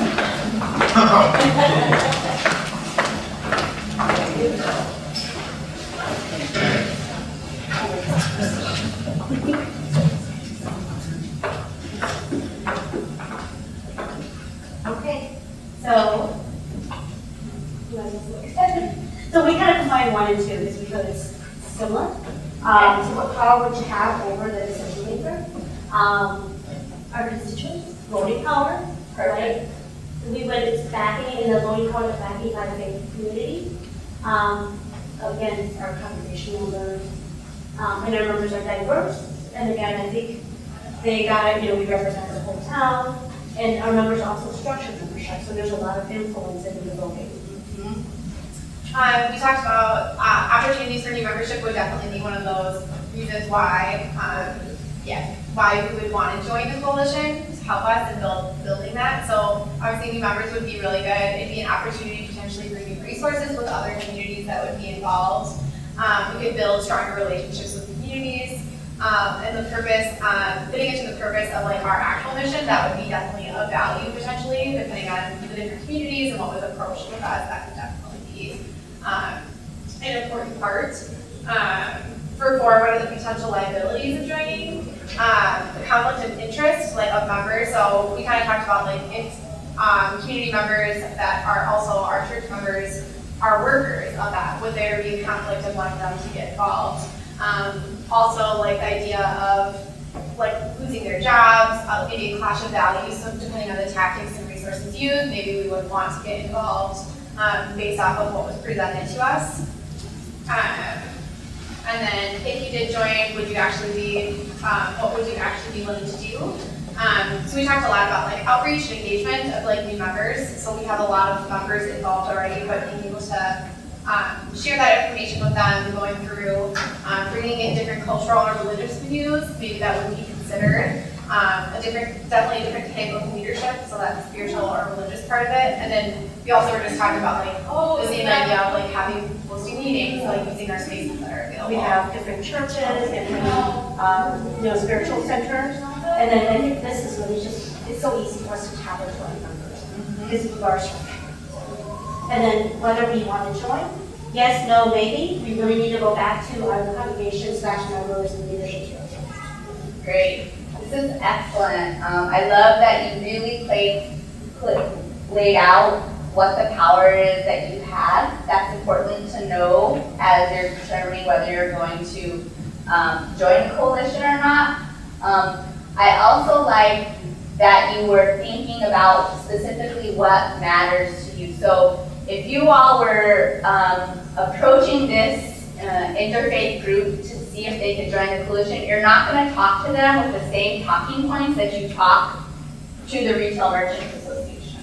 Oftentimes when we do our outreach or our recruitment, we have like point 1, 2, 3, 4, 5, this is what the campaign is, and we use it for everybody. And obviously, there's a piece here around membership that you have identified that you really want to tap into when you are explaining to them it's not just the right thing to do and the moral thing to do as your faith calls, which you want to couch it in that language. It also gives exposure and potential membership for your different congregations. So you're tapping into that when you're talking to this group as well. Really good, really excellent. Good job. Okay, so let's move now to the Black Youth Project 100, which is actually a real group. Okay, who is thinking about recruiting this group to the coalition? And where's your stuff? Okay, let's move to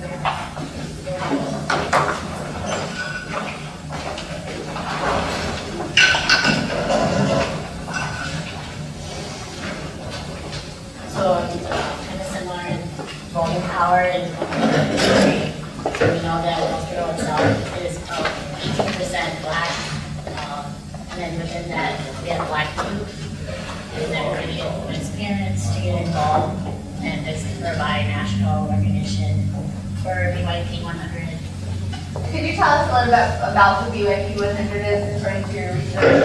A little. Yeah.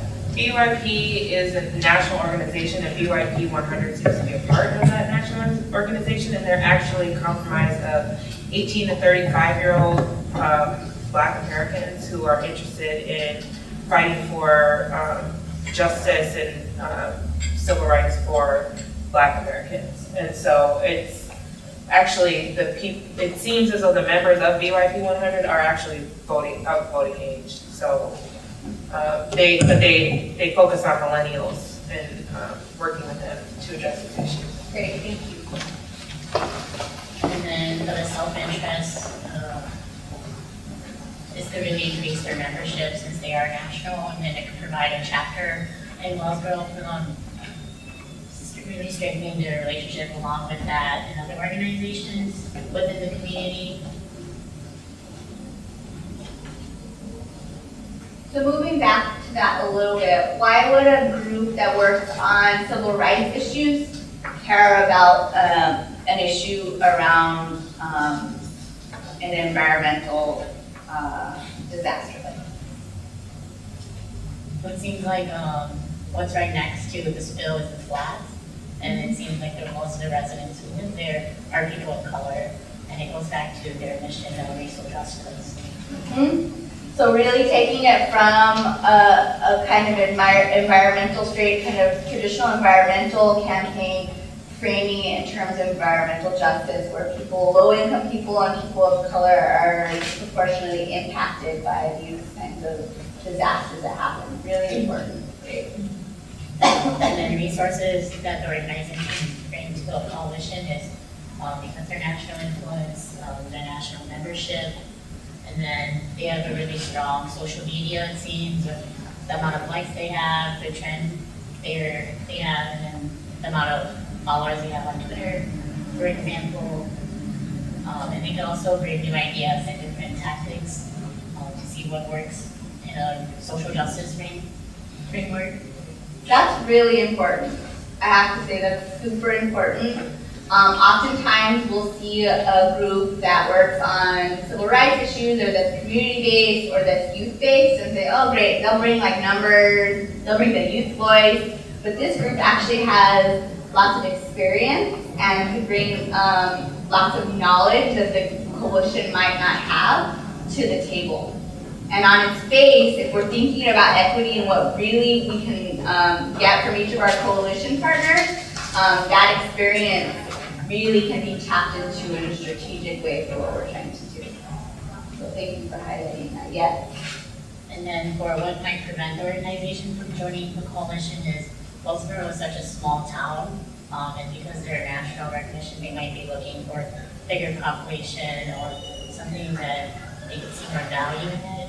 And we also know that Wellsboro has a really strong different faith-based organization that may not be really knowledgeable on racial justice or really LGBT friendly. So we kind of have to really consider that balance there. And if we do get like the Retail Merchants Association in, like there might be some headbutting. They might not want to be involved if they're letting them control the narrative. So talk about that. Why? So moving back to like the coalition not having a good frame on racial justice, why would that keep this group from joining? It's like their main mission and that's what they stand for. And they find like there's other coalition members who are against that and they might not want to work with them because that doesn't align with their values. Excellent. Great. Liability is the intention, credit, and take over the cause. So we think that we could contact them kind of similar if we have a member who already has an established relationship with somebody else within a different chapter for BYP 100, then we would want them to contact them first. And if not, then we would contact the president of the board. Okay, great. So one thing to know about this group is they actually have a policy committee that determines whether they get involved in certain efforts like this. So that's how you would go. And sometimes organizations have those types of structures that you have to figure out how to respect and kind of move through the right channels in order to figure that out. So you wouldn't know that, but that's how it is. Awesome. So let's move to BYP 100 and see what they have to say. Oh, your turn. Cool. Our meeting locations are closed. Great. So what power would we have over the decision makers, and how would we build the coalition's power? Again, going back to the demographics of the town, that 18% of Wells Borough is African American. We represent the Black youth, we represent connections to the parents.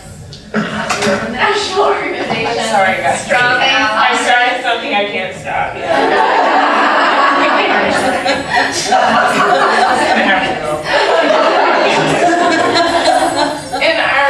In looking at the organization, we found that we have a lot of emphasis on research and knowledge of the community, and so just having a really good perspective on the demographics in which we serve, 18 to 30 millennial Black community.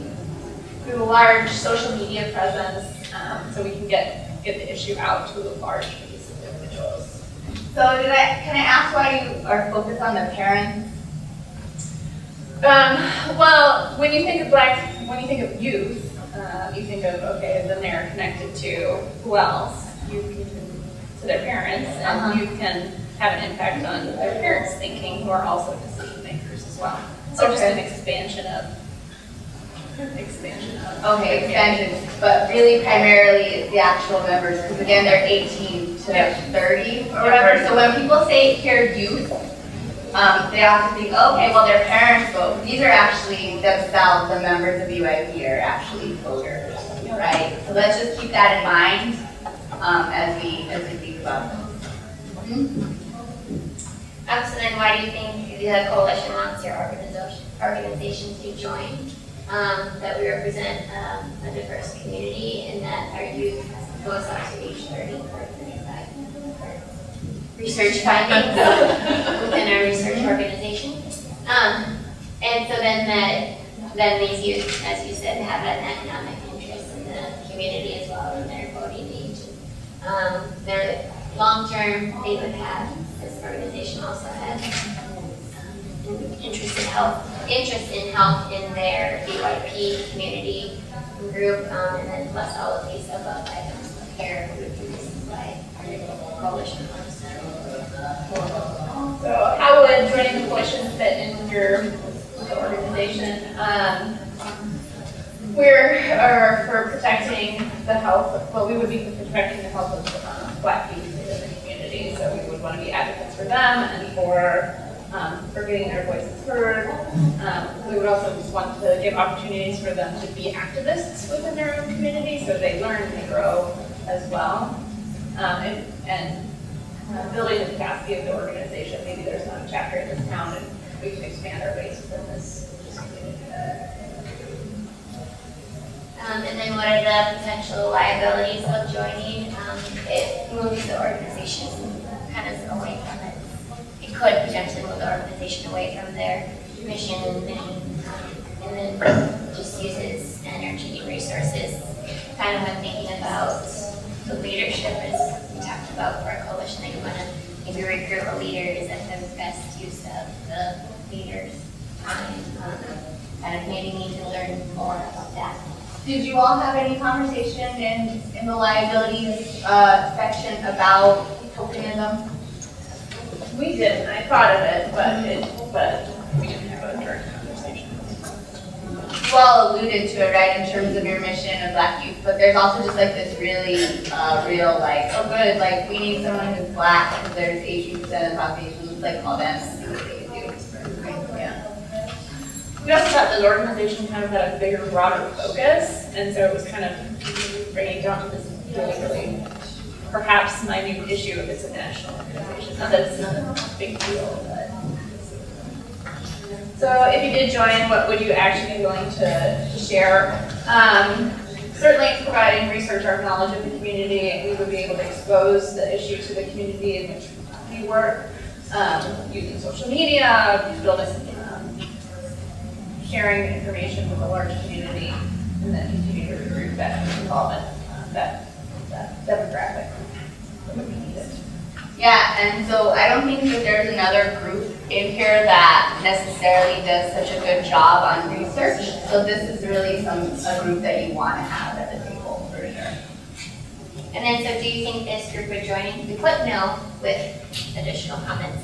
Like you said, that we're a research group, so I don't know, maybe that this group would, as a national organization working on maybe higher, different level projects, that they wouldn't necessarily be the best fit for this, but to be more of an ally, providing resources, information, and maybe exposure to our community, but not necessarily in-depth involvement in the coalition.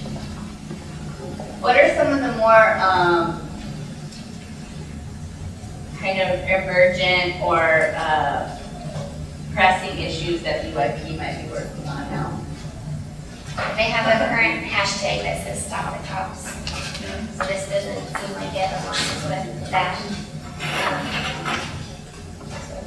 That was kind of our exciting. Great, good job. So no one brought up that these could be young families and children that really would be strong voices around as parents. That age group.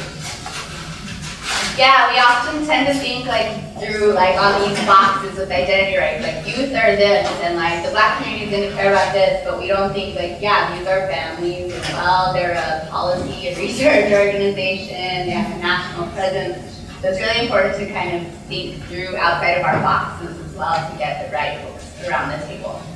Good point. Yeah. Okay, let's move to the Crichton Park Neighborhood Association. Who did their work thinking about recruiting this group, and where are you all at? Okay, let's move to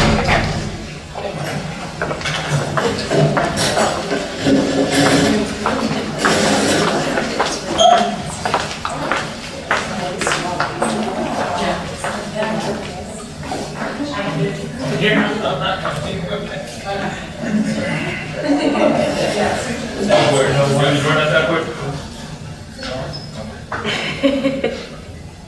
Okay, so for the first one, we said both.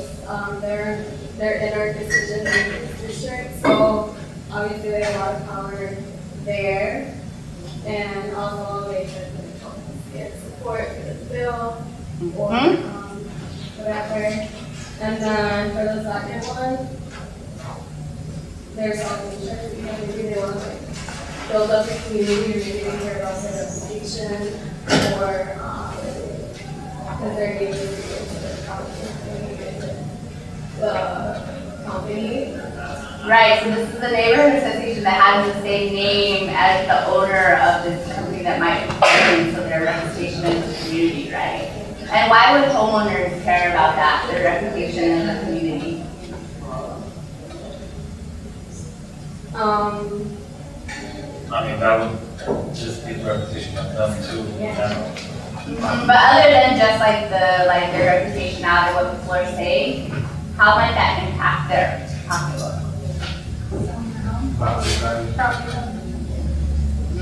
Property values. Thinking about it in that way as well. Awesome. So the second part is that it's very representation from their district and their point of view and how they're feeling about the issue. And then what resources could they bring? Well, they're like our decision makers, so they could have people like influence and whatever, all of that on the rest of the district. They might have money. So, yeah. And then number 4 is what might prevent the organization from joining. You would say because they might get funded from Korean, so Korean might cut the funding based on where they're at. What gave you the idea that they might get funding from Creighton? Because they have Korean's name, the association could be built upon that, so Korean might fund even the boards with the membership board. Yeah. So there's a park in this district that your neighborhood association is named after, right? And like we assume that the park is named after Creighton because they gave money to create the park, right? Right. So that's the assumption. Also, it could be because they're not directly affected because they're North District, so it might not be one of their concerns as a district or as an association. They might just be associated with just a park or have a broader issue. And also, they might have some guideline restrictions based on how they are as an association, if they could even be a part of a coalition, or if that's violating the rights of Korean. Yeah. Yep. And then number 5, what liabilities might the organization bring to a coalition? We say it could be because of the affiliation in the name, that might be a concern or a liability to the bill or to the coalition in general. And maybe their views and concerns might not align with the coalition just because they're not, it's not directly impacting them or their direction that they're trying to go. Excellent analysis.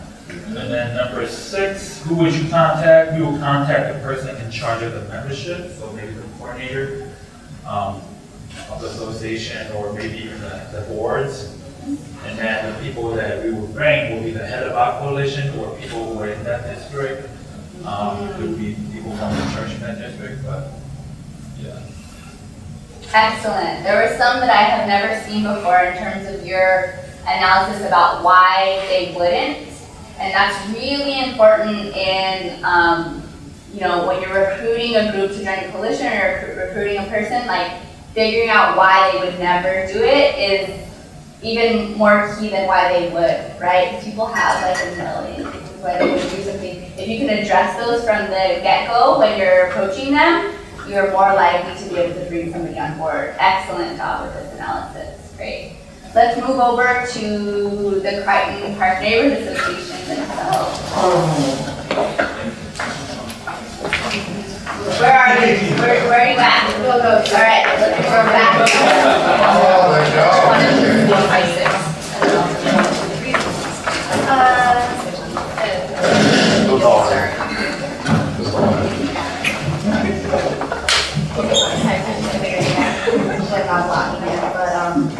So the first one is what power would you have over the decision makers and how would we build the coalition's power? So we actually understood that we had electoral power, so our constituents of scale, we can also vote. So that's what we understood our power comes from. And also, people can generally join neighborhood associations, more active and influential members of their community. So that's kind of where we think our power also lies. We also may have members, because this is not going to be our full-time job. We're going to have members who are in other positions within the community. So we might have multiple members who have other connections within the community. So that's another power area that we think is associated with us. And also we can add members to the coalition. Number 2 is, why do you think the coalition wants your organization to join the Right to Know Coalition? And so we said, for reasons above, because they also understand that we have this type of power and that this is kind of what we can bring to the table or to the coalition. We also said that neighborhood associations generally care about their neighborhoods and the safety of their neighborhoods, so they may care about the bill. And that we also care about our children and our youth. A lot of us likely have families in the area too, so because this is an issue that's impacting the youth, then we will likely care about that. And then number 3 is, how would joining the coalition fit in the program and help build your organization? So we thought about that the bill will improve our neighborhood, the safety, the environmental health, and just the overall health of our community members. It might draw more membership into our association if they have something to work on. And that this is something that is specific for the people in our association that they could support. And that it also may potentially impact many people. The issue in of itself, even though that particular incident may only have potentially impacted certain districts, that it has the potential to impact all of our community if it's not addressed. And potential liabilities. So while it may impact a lot of people, not everybody in the association may support it. And some of the reasons that were just mentioned too is that, so first there may be employees of the industries that live in the neighborhood. The association may receive money or like donations of rec equipment or something like that. And then members may also be of the family. If we did join, what would we actually be willing to do? So write letters, postcards, meetings with city council members, especially Gail. Time to volunteer, we can organize rallies, attend events, when they have the numbers of people. And then enlist the help of other partners, so from the other associations that we have. And we said yes, that we would join, but we had a but with a concern about the potential employees and other influences to the association, so that maybe not, if that were the case. Yeah, ours really was like yes, no, and maybe. Yeah, it all depends, right? But imagine how powerful it would be to have this group to be, not only because they're a neighborhood association in Gail's district, that they have the name of the actual place that you all are kind of looking to target. So for the same reasons that it might be a liability that you would all have to address in approaching them, it would also be like a really important benefit for your coalition. Excellent job. Thanks you all. Awesome. Let me give you all a round of applause because you all did such a really, really good job with it. So we thought what we would do is give you maybe the 15 or 20 minutes just on your own to think through some questions. So I know what happens a lot of times is I go to trainings and I have a lot of thoughts during the week where I'm like, oh, that would be great. And then I get back to my desk and my desk is very full from having been gone for 3 days. And so I don't necessarily get to implement the things I was like, oh, that's a great idea, right? And so I think to have some space right now to think through where do we see this fit in and what's our plan to implement it before you get back to your busy desk and phone and email can often be helpful. So take 15 or 20 minutes and pull out a piece of paper and just make some reflections on these 5 questions. So first, thoughts on how you think you will use this, so where it fits in with the work that you're doing. Then some thoughts on who your decision makers are. So who is it that you're going to go ask to make a particular change? 3, any concerns that you have about using this approach in your work?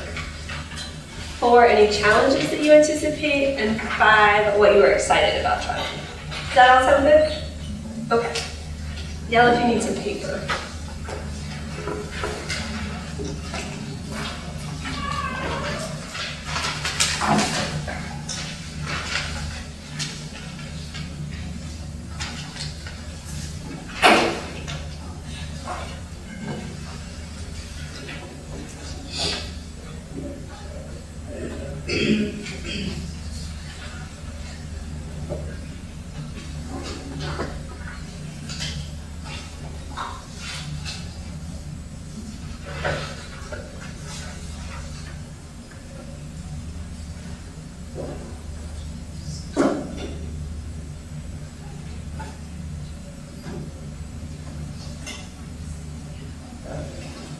So what do you call like your writing? Ask about failure, you're gonna hang out back here, and if you feel like you get stuck at any point, I want to do just a little bit of individual talking. Please feel free to come grab one of us.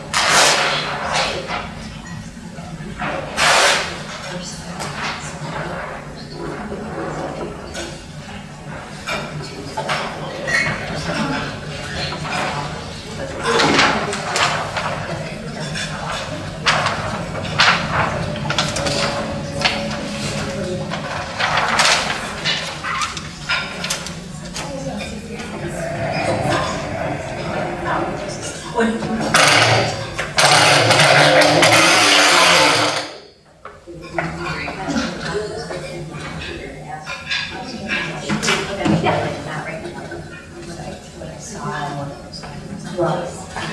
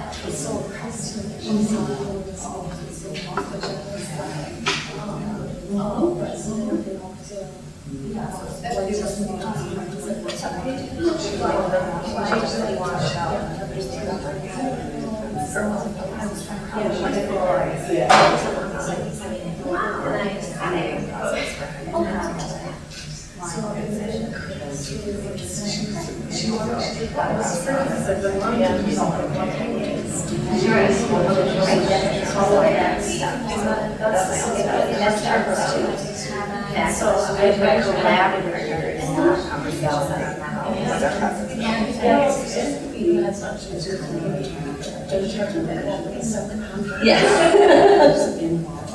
Yeah, that was a good play.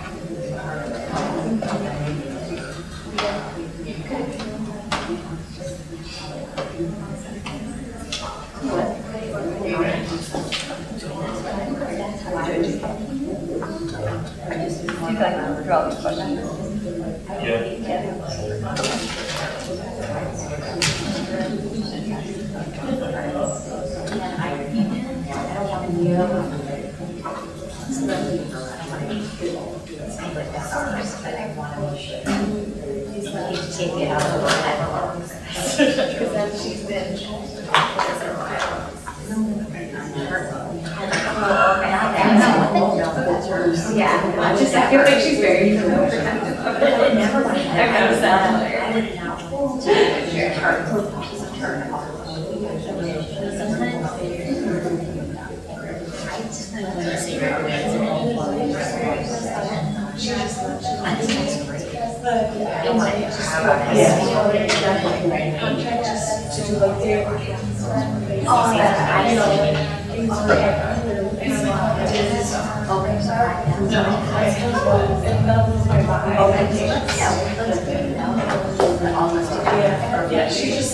Alright, how are folks feeling? Does everyone feel like they've had some time to think through their questions?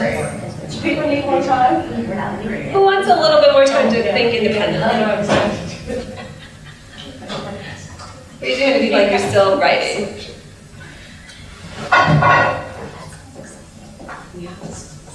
Okay, great. So what we're going to do now is we've put the groups up around the room. So if you can find the group that you're in and head to the table. In small groups, I want each person to sort of talk through what they've thought about in their reflection time and then get feedback from the group.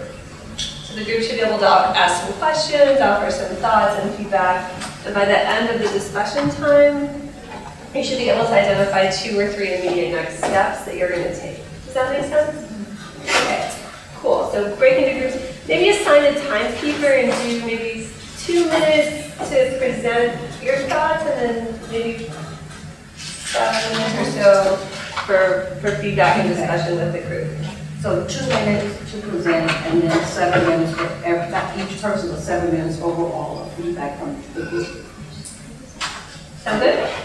So these are your groups, yeah. So head to a table near your group and take a timekeeper and start your conversation.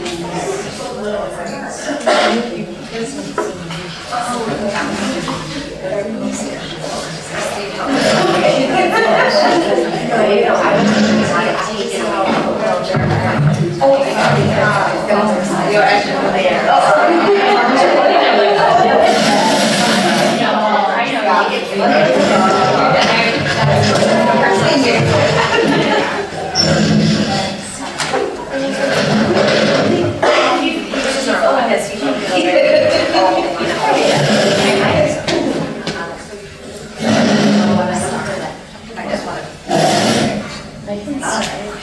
So how I use this? I think the strategy chart yesterday was really good.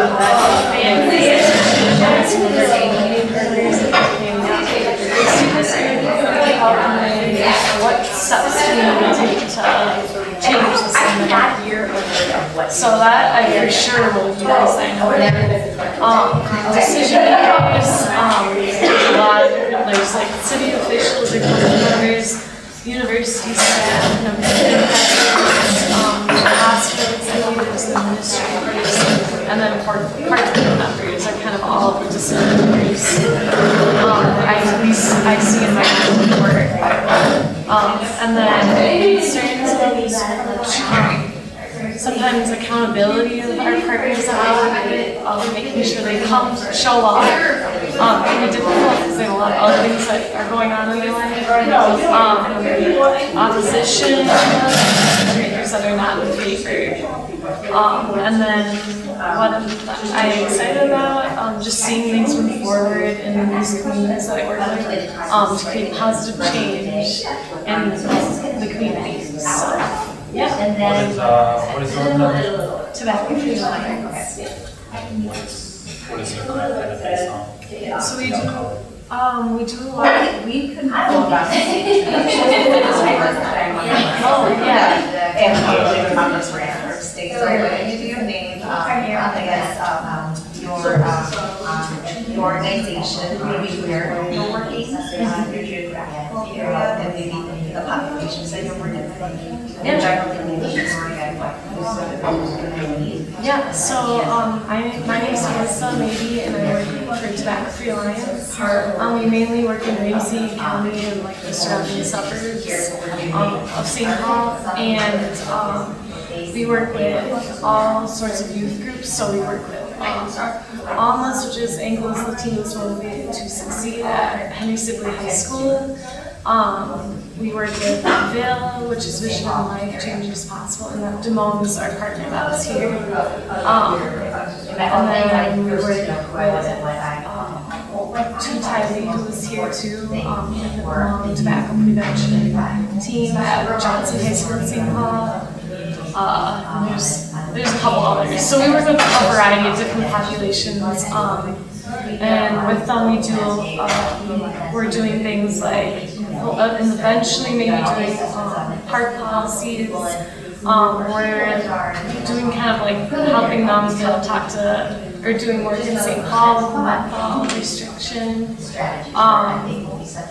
And then we also are working at HCMC to update their, we're doing cessation work with the community health workers and the clients that they work with, and then they updated their policy at the hospitals was tobacco-free, and working at universities to make their grounds tobacco-free. So kind of a lot of different things.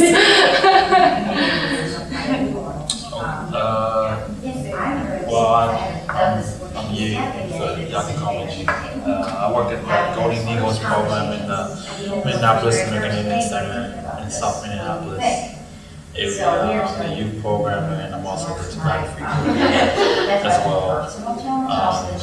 The portion of where we work with Native American youth and teens, but this grant is for the teens.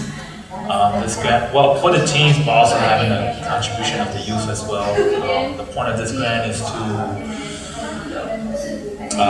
the outcome of this grant is to have a tobacco-free campus, but getting the community voice through surveys, through tabling events, and then having the teens do those surveys and then do presentations, teaching them about tobacco. And then the point of this is not to say tobacco is bad, but to change the relationship between tobacco and that community, because tobacco is sacred in that community.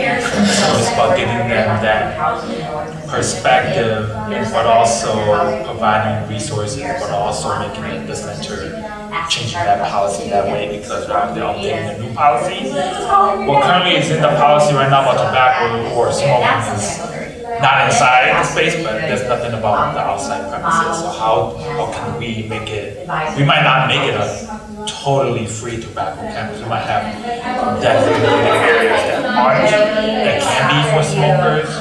So we're still, we'll see what the surveys say about that. Yeah. My name is Sarah. I'm from We are a great place to put that chart together. We are basically supposed to work with like their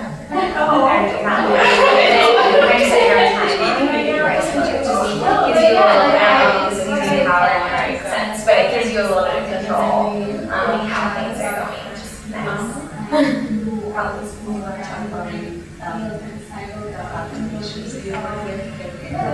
Yeah, so youth and young adults, and then we also focus on why one of the habits that I picked up because worried that if you like this they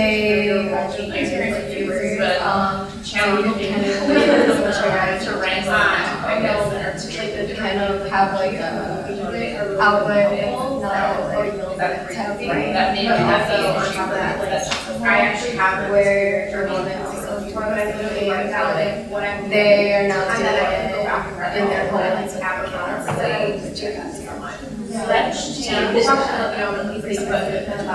Also, there's their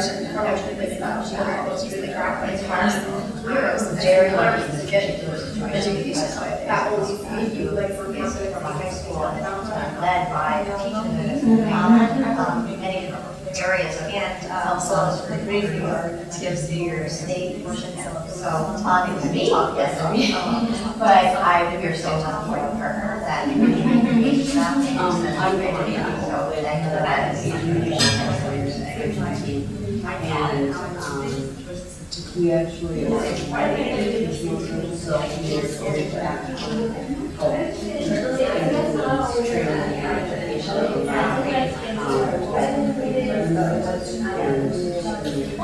what to do, but getting the initial or we start with there's some tasks that I know that then our partner knows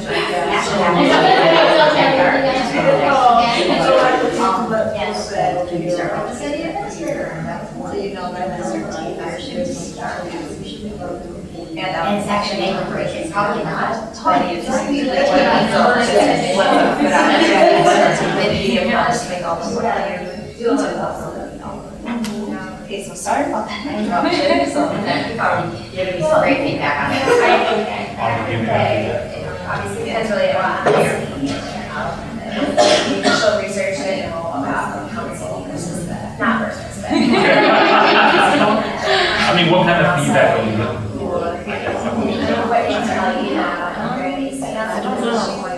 I guess I don't really understand. It's hard to get it. I know we can talk about that too. I guess the idea is that we all share, there might be questions that you don't have or things that are similar in common that would help you think challenges and different things. So we just go to the next person and then we can just jump around. Organizational support, your collaborative, and bulldozing our partners. I want to make sure, I know that right now, maybe we set up the meetings, do all that, so I want to make sure our going forward with the partner that we're in a good place together and collaborative and being honest and transparent with each other, like, whoa, I want to do that, I want to be able to set that. So maybe like we I don't know that well yet. Make the people, the decision makers, it's their outputs,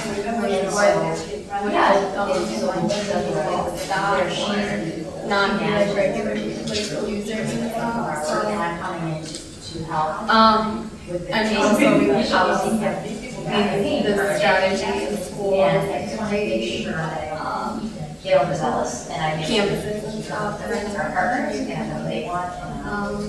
push that or events and stuff, having the people who hold the events and making sure there's like no when you go there like what you're saying, yeah, what all of that, making it more we have not had just I think summer happened with the so we just we're all announced in the the first time kind of just for community have this type of discussion or something. So I want to make sure here's what we need to do, how you want it, business owners, we also have this problem where make sure we're doing it together. In local shops, thoughts on best ways to have that conversation. So had been like people who stuff are really trying to figure out how to communicate. I just we have to put them into this spreadsheet. That's how I am. So I have to back off of it and work things are really different too in that like I think like probably I don't know what the strategies are, like I don't understand so I think that weighing out focusing in on like the one goal that changes the differentiator how and like what's not tolerated with power. So I think maybe some people have a tough time at first. And kind of just like planning in the top. Like, I feel as though and not like they're just coming along. But that's like that is hard. Generally, we see that a lot. Okay. I'm just excited to try it out. And we feel it ourselves too, you know, from bigger funders where you're like, that's a lot of money. You guys kind of need to like follow what you want, you know, with the community space, the people who run the community spaces, right? Yeah, So they're not community spaces, they're businesses in the community, but that aren't licensed to like tobacco, is that what it is? So like if there's, you know, like the market, like at the market and stuff where they have a bunch of shops, you can pretty much go inside and they'll have like something like equipment there. You don't really have a license to sell, but it's like most of the people going in there are like from the population, and they're not like gonna stay there. And this is something I just realized like recently because I like walked and I'm like, oh, how many people have adding sell that? They don't. So what is the consequence of regulations authorities come in? Do they get fined or do work on the grant? They like I think a good approach to the community I think in Harold is in providing these is regardless of whatever line I like to coach it I think it's approaching it in a positive way of educating operationalizing how we end up providing our education products for maximize that's and taking kinds of promotion because I think it gets very difficult. I believe someone more important. Yes. And that's not what we want to do. So it's like the educational pieces. And there's so many places in Michigan have this. You need a license for it. So if you'd like to get a license, it's probably not bad. what is your organization's relationship with the community? Is it strong or is it okay? So they're knowing the tests. Yeah, so then we keep going. Just wanted to see where you're at. One of the things that Have you had any of those transition conversations with the imam? You were talking about how we do. The issue has been growing, so actually people, like the concern has been growing by it, and they are like so helpful and so helpful. Like yes, we need this kind of thing. Like we have priorities for that. Usually it's not stuff like that. Yeah. That's there, but it's just they're like people listen to the leaders, and when they say, okay, well, we have this issue, and we want to like get to the bottom of it, then people are more like to continue. Whereas if you're given the community, somebody like like a leader is like a religious leader is like someone they respect. I wonder if they could also play a role in talking to the business owners or something like that as well. Not just talking to their in the mosque to be able to come to pray, but also like using that as that position people hold. How do we even inspire that?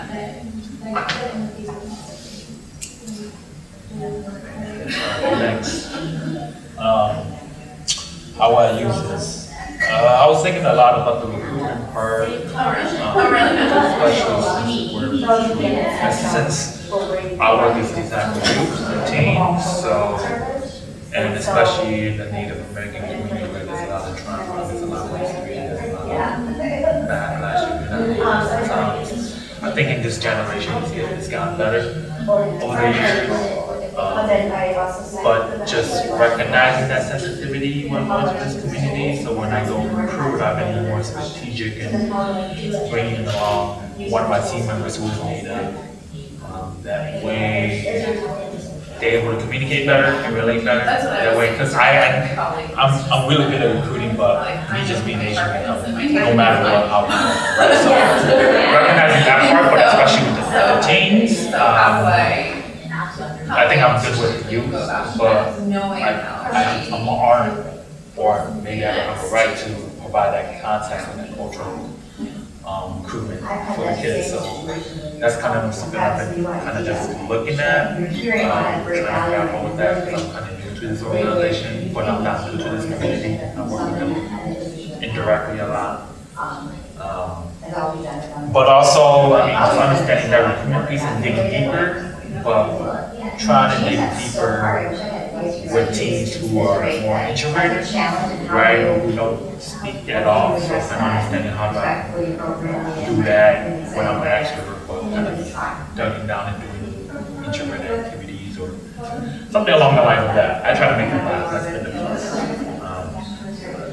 And then who are my decision makers? For sure my director, for sure my executive director of the center, our staff and that team for sure, because we make decisions based on what the type feels. And then our grant writers, like mentees, and elected officials in our district, but also the community itself, because I mean we're an Indian center, but we're so close to all the other Indian organizations as well. So what are our relationships with them, and what are our, if we're furthering this policy in our center and trying to expand that to them as well, what is that relationship and how we're going to communicate that with them too as well. So if they're in support of that, then that might give us better leverage. And then number 3 would be, my concern is kind of my own limitation and also my nonprofit limitation and how it relates, it integrates with our curriculum, but not entirely. So kind of, I mean, I think that the benefit of this grant, it allows the teams to take ownership and develop their sense of leadership and empowerment, but also seeing where it would be blessed or where it would blow up, right? I don't know how far I can take this based on the grant and kind of just overseeing where this grant is going to take the teams, because it'll be more of a delay that I see. That's a concern, especially with the participation and the recruitment of the teams. And then, what challenges do you anticipate? And then our mission, our goals, our center, the trauma, the relationship that we have, and kind of seeing that, I don't know how the community perceives the program. Like a lot of families, everyone knows about it, especially when they're big in the community, but not everyone supports it in a way where it's a great thing. They just know about it. So how do I put it in a way where this is really great for your church and for your youth? And then the last one is, I think I'm excited about the power dynamics, especially understanding how that works in our structures, because at the same time we're in a direct service, but also we're moving the teams to more of a self-care kind of work. But I don't know how far that would take them, or even if that changes to organizing as a part of my work, but I see it as depending on the teams if they want to even get near that kind of work. So we'll see what that kind of leads.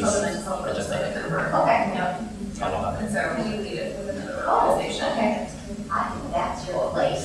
So when this survey comes out, and say everybody in the survey or the majority of the participants in the survey say that they don't want to survey, what happens then? So right now we're in the process of analyzing the surveys. So we got all the surveys together. Well, our plan next. Is it for Minneapolis? Yeah. Yeah. So we're basing our themes on the surveys based on how we're gonna draft the policy. So that's why I guess the plan is we're working with the TA providers from ACAF, so many acronyms, like, anyways. Okay, so that's their work in drafting policies, and so I guess the struggle is there's so many policies out there, so they're giving us like examples of policies that they drafted for other Native American communities, tribal communities, and kind of where they're coming in, we're doing a workshop on our youth, teaching them about policy, and then helping them draft the policy together with the themes. And then hopefully we can present that rough draft to our board in October, and then hopefully we can implement that in December. And then I'm hoping for the future second year grant that we can do another evaluation or outreach on what the community now thinks of this policy and have their struggles contribute to that, or if they even agree with this. So it's really based on the surveys. So did your decision maker know about the survey and the decision maker being the executive director? Is that who decided the policy, or is it the board? How do they get there? It's the board. It's the board. The board has to accept it, but so far the staff and the director has been in on it, so they do support it. And even she's a smoker too, so. They're your executive director. Yeah. But she supports it. It's just a matter of fact of us. What are the findings? What are the people think? What do the staff think? What do the tobacco smokers think? What do the people think really? And then us drafting on that, and then we can. We're kind of decide on that. Well, we're drafting the policy. Right. So it's kind of like this, like an ongoing relationship with them. I'm kind of in a position where, yeah. How much of the staff are spending? I would say 40%. So we did surveys on staff, we did surveys on community, we did surveys on tobacco smokers, and people who want to quit smoking. And then we did surveys on youth. So that's kind of our relationship. So it's kind of, it's interesting. I don't know. I hope so. I hope so, but you know, I think I'm just kind of looking at how do we, because a lot of the community sees it as golden eagles, trying to make it a known tobacco-free campus, but it's not really us. It's really the center. So we're trying to switch that approach to just us and to the center is making that, is pushing for that. So I'm hoping we can get that way. I'm really excited that I want some what it is to use like the different models I'm trying to use. It's just like the right one and actually be able to tailor that and really have recommendations. I think some of that like and enforcement to keep that in mind.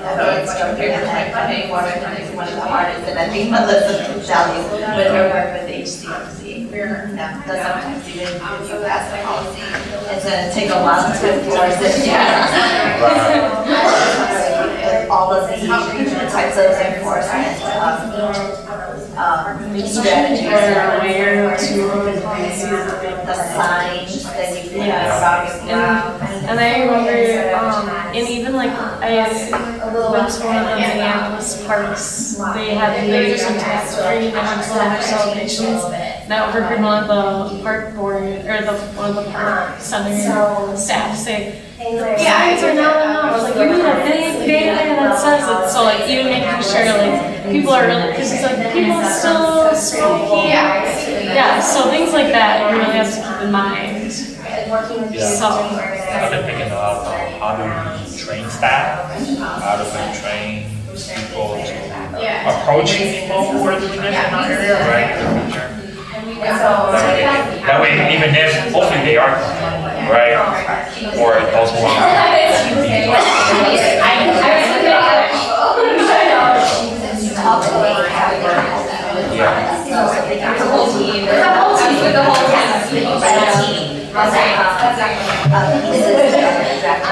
and so currently, like, you know, what people in the various sections like that, modesty, And so you seem to be very on track. Like with this, that is the process too. So it's interesting. We never tell a customer jump in and do it because you do have to start with that first. Because that really is good.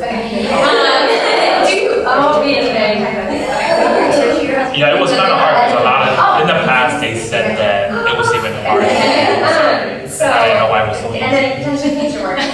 But I think, And then they just made someone just volunteers. And I really enjoyed hearing something that was that it's not that much work. I mean, do you also survey where the people your surveys yep, so we had a staff and visitors. And we have smoker, non-smoker, and we have smoker, non-smoker. So we have smokers, their idea of smoking resources, and then smokers on ways they want to quit, or they try to quit, or they have a new survey for the younger ones, and then whatever other ones. And they definitely if there was anything to do that day, because you talked about staff training, and if there are organized the training. So it's been whether that is like enforcement or ways to how that would look differently, and how it felt to us and how they would actually It was a great thing that they were going to help us draft the policy. It was like, what? Wait. Okay, what is we will never expect you to think that you are eventually we don't even want to draft policy. Like you can look at it and also build their capacity, but they're not. It might not be drafted. Staff is not what was interesting about the analysis was that the evaluator who did the surveys, who made the templates, in his contract, he wasn't supposed to analyze it. Yeah, so we have to, because we didn't put it in the contract. So now, I don't, it's kind of too late. Especially when we don't have 2 weeks TA. So that's why I'm having the youth compile it, and then I'll make things out of it, and then we'll present to the TA. So does ACAP do evaluation TA, or does it want us to do evaluation TA? Want to get to the state levels? I don't know. So French has an evaluation to work by now, Carl, and I can talk with Sarah about that. I know we can have this conversation, all that, because KARA. And then she's from the University of Wisconsin. So she's really evaluation for everyone. So she's not really analyzing information for you, but she will organize and train you on how to analyze your information, how to do data management, data analysis, and how you guys can approach to it. Like after you have kind of done that analysis and things, you can get to like virtually look. Like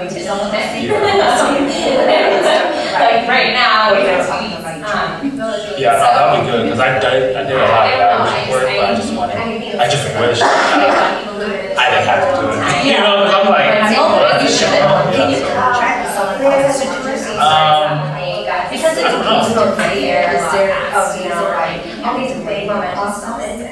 we can, but I think the board wants. The only reason why we're pushing it for is because the board only makes a certain time of the month, so or the year. So every 2-3 months. That's why October is the closest one. We have to wait till December, and they wanted to have it updated by the January, so December is like the last time, but they want it implemented by January. So we need to have a rough draft. So I mean, this will be fine. It's just a matter of like, we have Linda, who is our evaluator or grant writer. Yeah. No, I think I'll be fine with compiling, and then we'll figure out. I can talk to Sarah. What are our next steps? Okay, I have all these of my things, but how can I push this together? I think Sarah's too. Okay. Well, we got. I'll figure it out. I'll let you know if I need something. And then,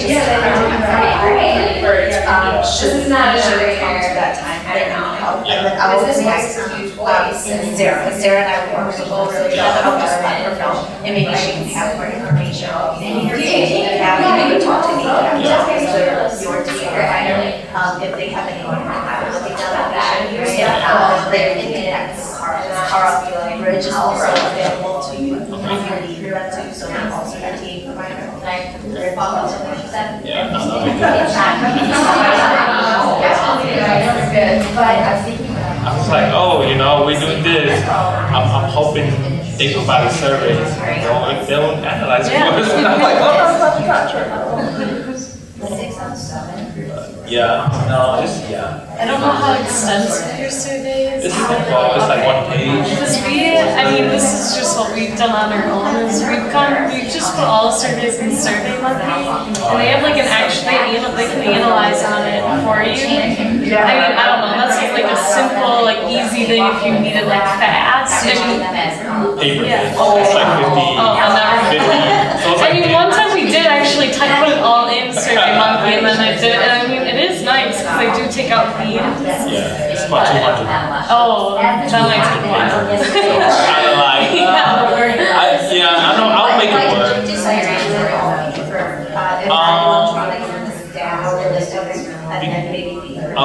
Yeah, because we want to stay consistent with documentation in terms of like if anybody came and looked, we have paperwork for it. So we thought about that. And also we have youth going to do these surveys, so we didn't have a lot, it's a survey, so we wanted to, kind of thought about it. I was like, let's look on that. Hold on, there's a lot of people there. Yeah, online is much easier, much nicer, but okay. How does he handle for next time, right? Like for year 2, we might do a post survey about do they know about the policy and stuff like that, and find an easier way. I think if you're really in a fashion, you guys have to consider get into this dance with different like the folks that was saying this is back, this is back. That's how complicated we're setting it up electronically. That way we'll save time and for both of them to have them do How did the surveys go? We've been really having a hard time with surveys going out and talking to other youth to do the survey. That's been our challenge. So what we do is we have youth-led presentation. So like the youth is going to be there, and we just incorporate the agenda that we're going to have the teens teach you something about tobacco, and then we have to take a survey right after that. Okay. But it's hard, but because the they can't sit still, right? So we have to sit with every youth have to sit with somebody, or we have a couple jobs together. Okay. It might take longer, like an extra hour longer, but at least we incorporate that into our agenda so that it works. Okay. Instead of like going out of our time trying to do it, so we try to do things, we try to do things.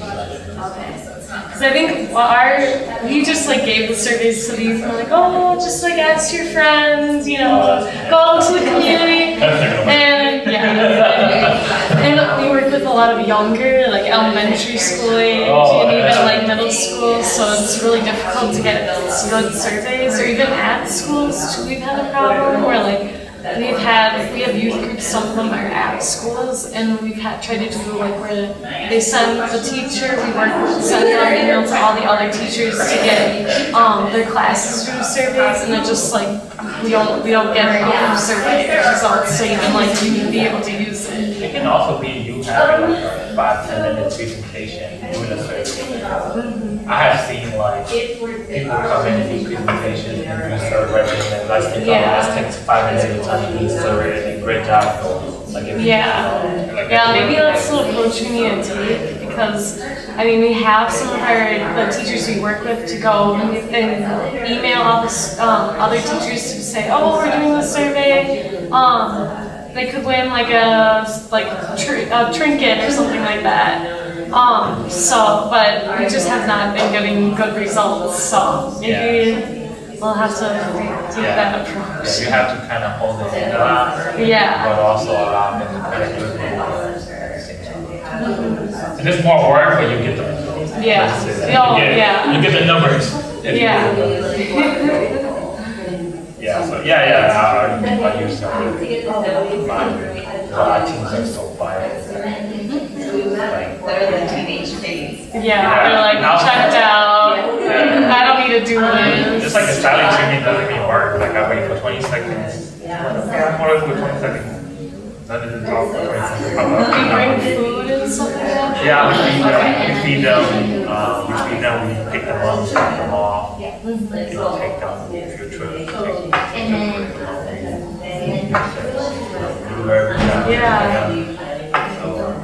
Just quiet. Just quiet. I mean, if you talk about like boyfriends and girlfriends, I'm sure they can have a conversation with you. If you talk about hot Cheetos, they love that for sure. I bought my teams some hot Cheetos. Yesterday we took them to get ice cream. Well, I went back. My team was like, you should have come to Colgate because you have an all-day training. I'm like, well, I missed my training. Went to a city site for the Native Americans. Took my team. Yeah, so interesting. Relationship building. I don't know how you have so that's why I didn't avoid this, but yeah, so that's what the bar is like. Are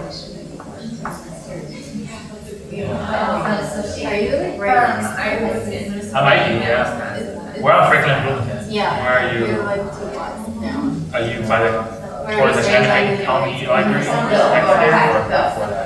Yeah, the Ohio didn't take the like building. The orange one? Yeah. The orange building? Brown. Brown. Okay, so we're right. You're so we're like We're by the market. You know that market right there? Like powwow, the costume. Yeah, but we're like forward. Good morning. Go back. Okay. And you know, yeah, they're right over there. Let's connect and get lunch and talk about kids.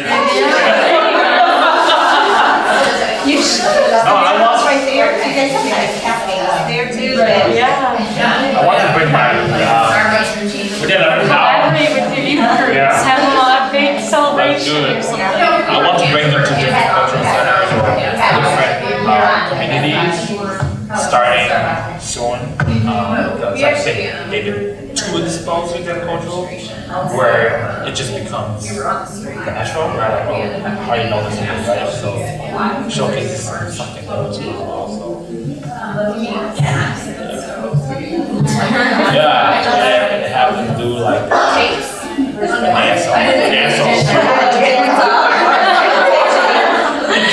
She's like, I'm just gonna sit there. Yeah, I know. I can actually distort the signal on all your phones. Because my buddy works with the government, so he does. I told the team that warned them that they use it, I'm going to distort them and it won't work.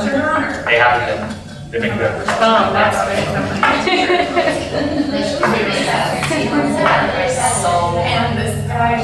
It's hard to, and it's hard to even like reach, like this summer we've been really trying to connect to some other youth that we worked with.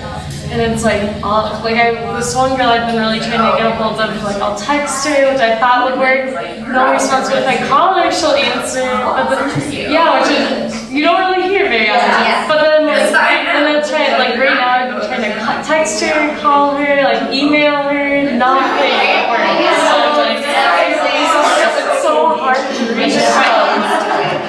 Yeah,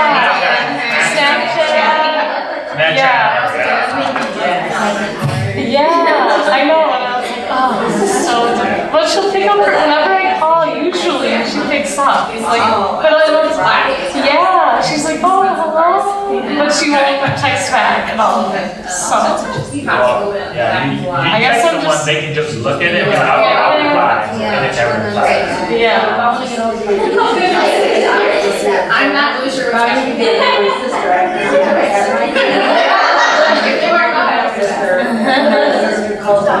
But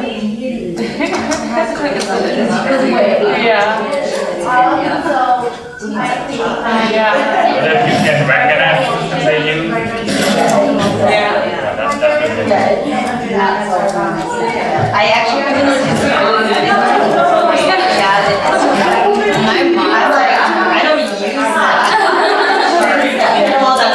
So like no one is like I don't even understand like a lot of the social media apps came out so quickly. So I'm just like I don't have time to use so many. I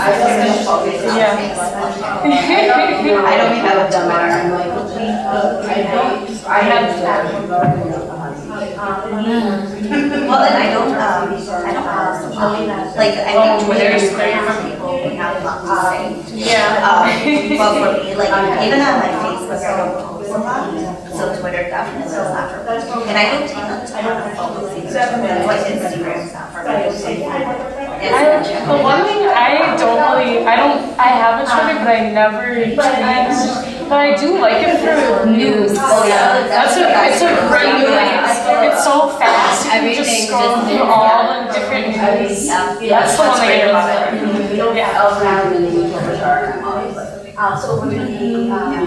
So that's the one thing I do like about it. No, and that is the one thing that is really good. So I thought about getting into it because of that. Because you get news and it's fucking simple. And you can just read the headlines, see if you're interested. But then I listen to like NPR every day on the radio, so that's why I get my news from.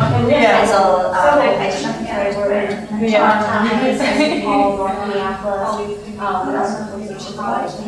So what is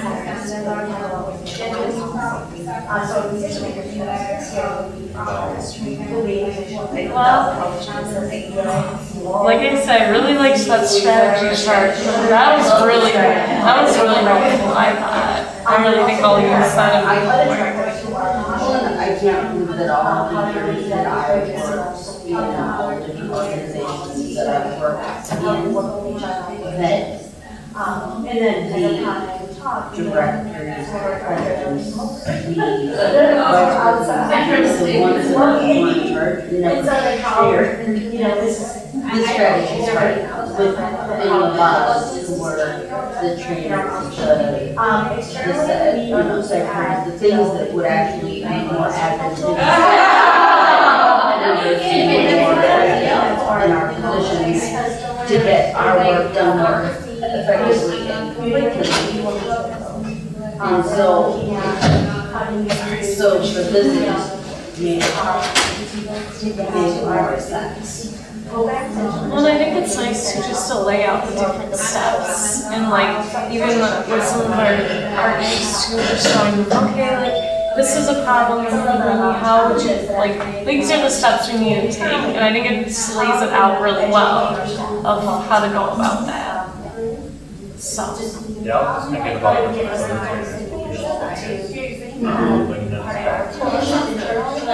kind of validating. Trying to validate at the same time. I think that's everything else I kind of knew, learned, been a part of already. So it's nothing new, but you know, it's always good. Get different ideas too.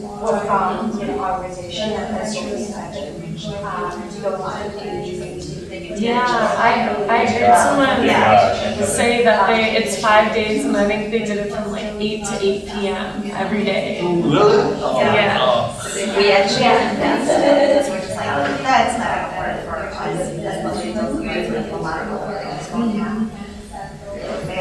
It's like, that's not going to work for us. And that's why I was flexible and flexible. And I try to be flexible with everyone.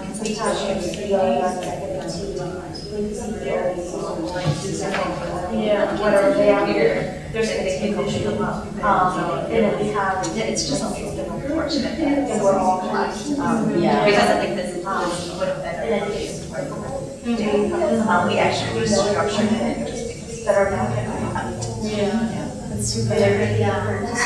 I would have assumed that you did a portion of the morning. Yeah. But we used to do it like that. It's interesting. And get everybody, but I didn't want to stay. Yeah, fine. We're hoping knowing whether this is part of the grant. I think, I would like to see more team building. What would that look like? I mean, that would be like more, especially like something simple like every day, like the intention, like even in the first day could be like, oh, sit at a different table, right? That's a start, you know, because like, I expected to come to a different table the next day. I'm like, oh, everybody's sitting by the same table, so I'm just gonna go back and sit at my table. And they're on the way, it's going back to their same table. Yeah, and I'm like, okay, sure, whatever. And having simple like 5 minutes and 7 minutes of Getting to know team building or I know, like even like monthly or something, you can check it, and like having all the grantees talk about their work. I think that's what I'm going to do for the next, because we have quarters, so junior year is the norm, but we have quarterly in person, the TFC in person. So it means that every single, so like 4 times a year, all of the TFC grantees will meet in person in the metro, and do like a lot of things. So in the previous, for the first year, we did a lot of training. The first one we did, there's a lot of different stuff on world cafe style of everything, talking about the work plan. Now later one is going to be what I actually want to do for the next one, which might be around June. Is to talk about how the second part was.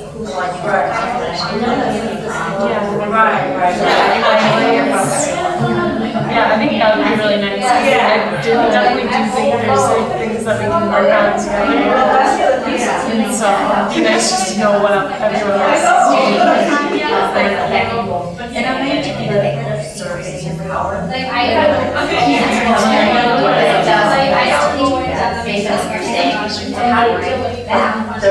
But that's everyone is on your table, right? Because you don't get just small business and it's kind of like a aside, and we're not gonna hire from kind of work just as I am and carrying the fire. So what I mean, like, do is do like a large. It's also the way I see it, I'll find education that way, so that's just a little bit like I don't want to. I feel like we're sitting down for a lot of right. But I feel like in order to make that effective, before that, it needs to be like, we need to already be building relationships with ourselves outside of this space, right? So that people will feel the need to like, are there any things that you have planned around that, or informal that you have planned around that, or we just expect to just meet up every 2 Oh no, I did not meet anything. So it's a very formal. So we come in and we have an agenda and everything. So if I were to tell you that I would like all of you to like present everything, I would kind of give you some guidance on how to prepare that. So for example, I would let you know that we will have a group discussion and everyone will just and each other about how your one went and what we have planned for you to do.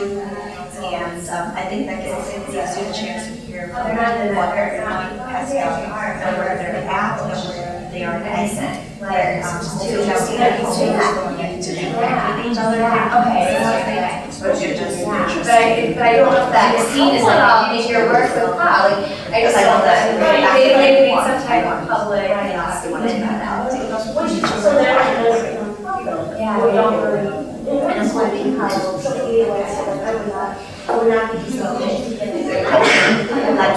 let's include that.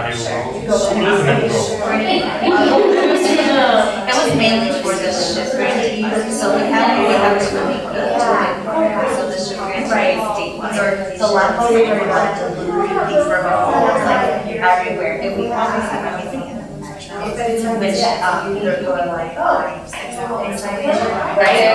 what there's great fathers, there's the entire money, yeah, it's like the 18 plans, and I was like, so if I'm gonna do this, I'm just gonna do this summer. And I don't know what TFC because it doesn't make sense for all the people to travel so far away. So we ended up doing a people which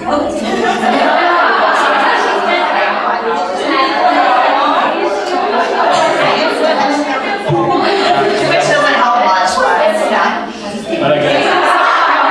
I was thinking that it's probably nicer because once you get closer to the city, the traffic gets worse. Yeah. So going out further, like, it shouldn't be as bad. I mean, it has been kind of, traffic's still kind of bad out here, but.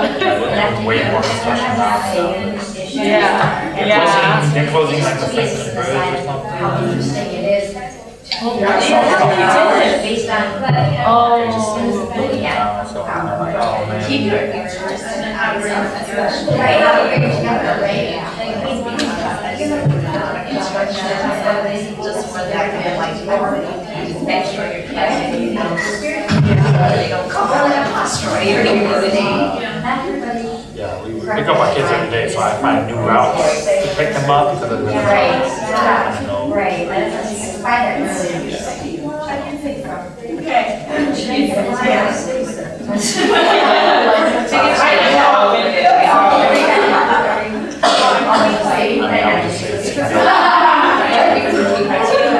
And being more concise, I feel like, you know, I think the facilitators lay out on the stuff. But just being more concise, get to the point of moving forward instead of like dragging on. That way we stay sharp. Right? Because the more they drag and explain, they just fall apart. So maybe concise.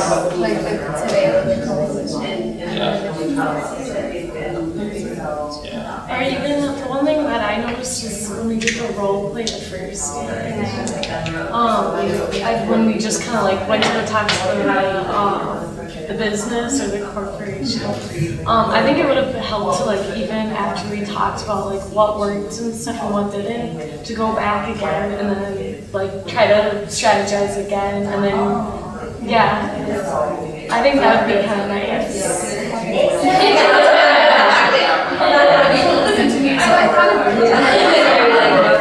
So Sarah and I were actually on a project.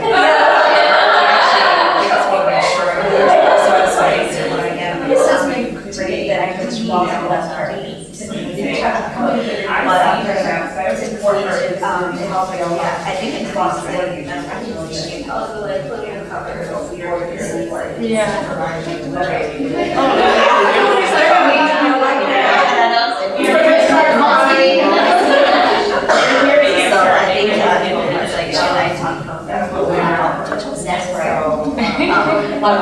Actually, I noticed being here, and a lot of people in our legal team, I think, yeah, I thought it was fun. I enjoyed it, but I think it would have been nice to even just like go back and be like, okay, what can we do better this next time and stuff. That would have helped me kind of process it all. But I did like it. And I do like working in small groups too.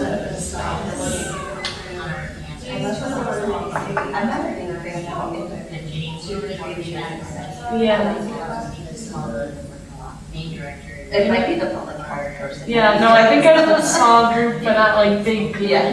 That's what I got. Using this to inform a plan that I'm developing and calling it like a engagement plan. I'm glad they talked about like the self-interest ones. As a thing,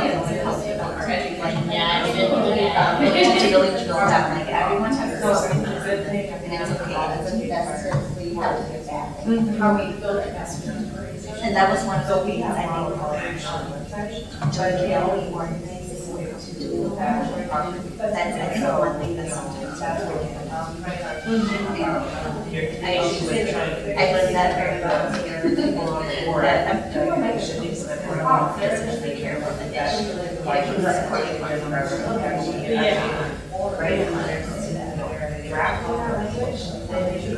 I think we're supposed to be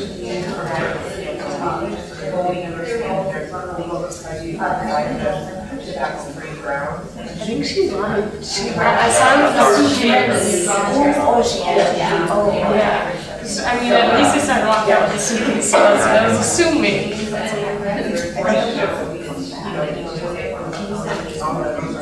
Oh.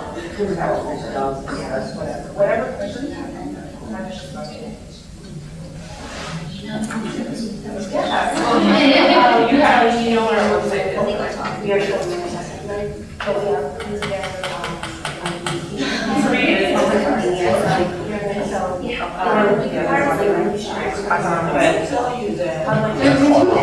I don't have.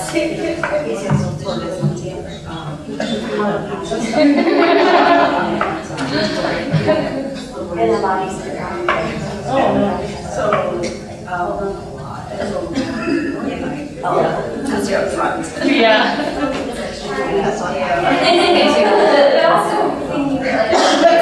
It's never just like we and stuff. It's like affiliate and other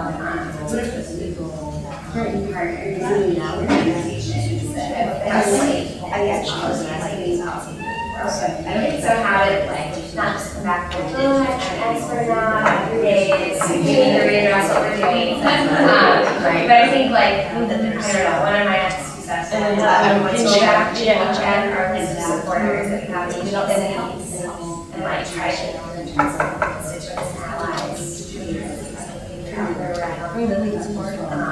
and also quantify things a little bit more. Like I'm not usually a very full-time person, but I really liked that the component of the chart that we worked on yesterday. Like I think it's comfortable if you have to share. Yeah. But I think that will be like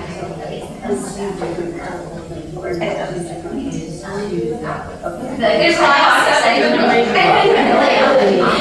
all TJ's classes in the stuff I don't is really comprehensive.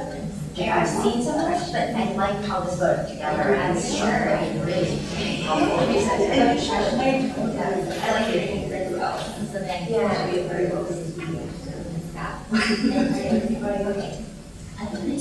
Right. My next week. Yeah, and you I mean, you're going to have a lot more. Just like, and if you're thinking through how to make this, you're not right. Yeah. Similar work that person I loved. And we will start general and start slowly building this. It's tough to do, and I just want to sit through it's tough because when you're getting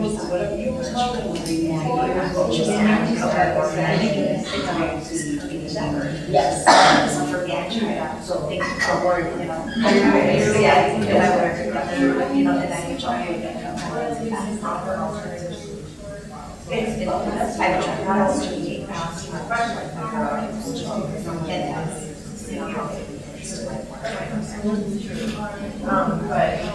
also, what is an alternative?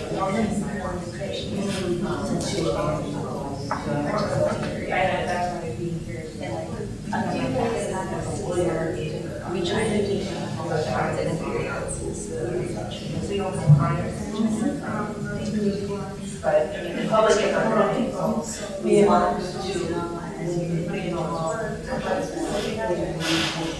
it's good to hear to see writing hard because it's hard to learn new things. And also, I just want to say it's good to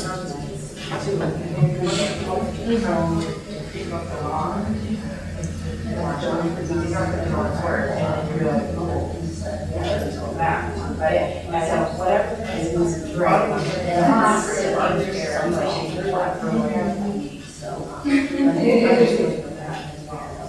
that whatever we provide is. Yeah, and I think too, helpful is maybe even examples like technical really, or what we would see in our that might really help us.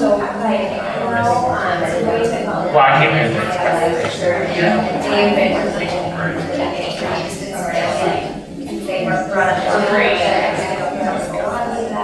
motivated me somewhere like, okay. You know, I'm trying to find a way to bring them back with my team. Yeah.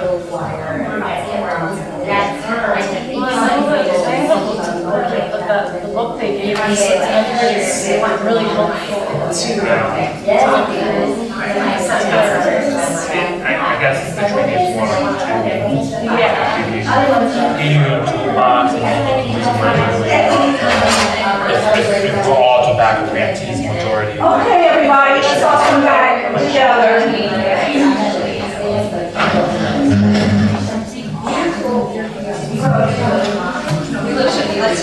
I know. Yeah, you can stay there.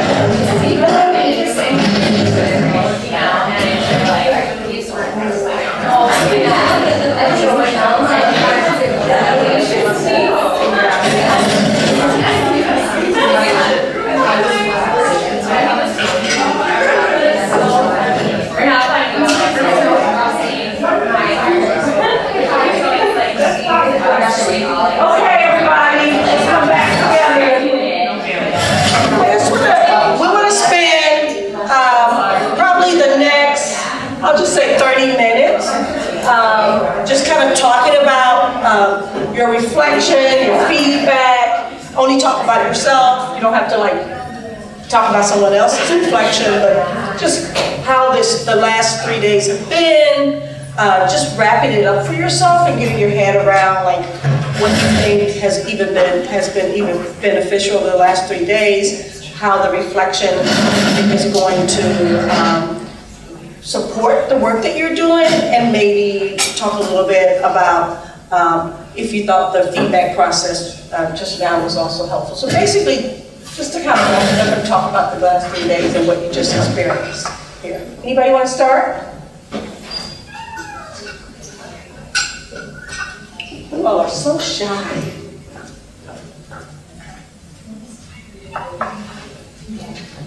I can start. Yeah. I mean, I think the facilitators were well knowledgeable, were informed in their work, so they were able to refocus us and bring us back to the intent, the topics, and kind of getting us drilled in that when we kind of wandered off a little bit. I think that's good. Great. How was your feedback? Feedback on your reflection. Oh. My teams don't talk a lot, but that's not a problem for me. I think that's me learning how to cope with that and how to further engage them in a certain way. So I'm now, the idea of recruitment and self-interest has been a huge, something I've been thinking about for a while. So how do I further develop that in a way that works for the teams? And how do I recruit them in a way to get them to start recruiting other teams or in that mindset? So I'm just kind of working on that.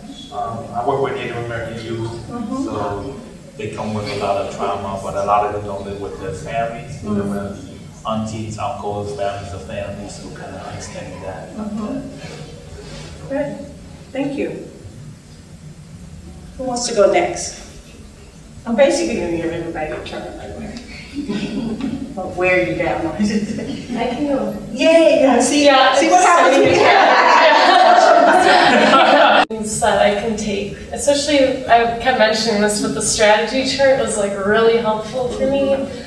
Visualizing too, like the different steps and like how to go if there's an issue in the community, how to go about that stuff. And the reflection for feedback, I guess my reflection and feedback was the youth thing and engaging youth. And like my problem is sometimes the youth can be hard to get a hold of, or like surveys too can be really difficult to get good survey results from them if they go out into the community. So it really helped hearing kind of like what you've done and what other advice people had. So, yeah. Thank you. Who else?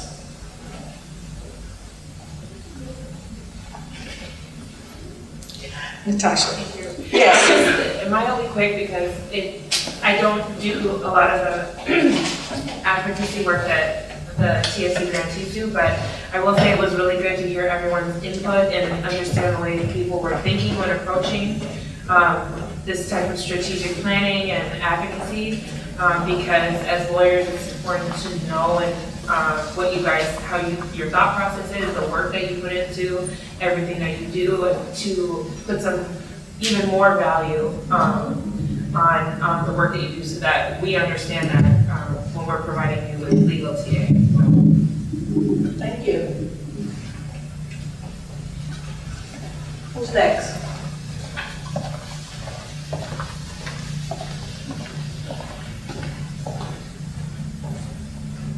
You know, we can stay until 5, so just... We can stay till 5. I can go. Okay. You're welcome, y'all. So one of the things that stuck to me the most was when I was talking about the concern about that approach. And the concern that I have was, I was worried about not having the capacity within the organization to like work through all this with me. Like I feel like I might end up being the one person who have, you know, like go through it all myself. And then it was nice because Isha was on the table with me and like really like getting the message through the like, oh, I'm here to work with you and utilize us. And like, you know, it's one of those that I've been knowing that, yeah, she's my resource, but it didn't really like make sense what that meant until it was like, no, I could have been working with you all these times, like things like that. It was really nice. Yeah. I'll go next, because I'm kind of the same goal as well. Yeah, it was really nice using those charts to really help organize my thoughts and organize like why I wanted to do certain things. Because it's like, well, like to me it makes sense. Like I was like, why not? It's tobacco related, but it's like really breaking down like, you know, for you it's tobacco related, but what is the big picture? What is the self-interest of the other people you're trying to convince? It's really frame it and tailor it towards them. And not being about me, but the community and what I really want, or what we really want that change to be. And it was really assuring to have Isha on the table, and then also Natasha to like help all of us say like, we're here for you, help you, like to help us, to help you guys use us type of thing. It was nice. It's kind of like, you know, not just working hard, but working smart, right? It's like you could look it up, and I could go on their website. But they know their website best, they know their resource best. Yeah, I always have this feeling of like, you know, they have the website, so why don't I just look at their website first before emailing them back? So now it's like having the person behind saying, no, email us, like, it's easier and faster. That's great.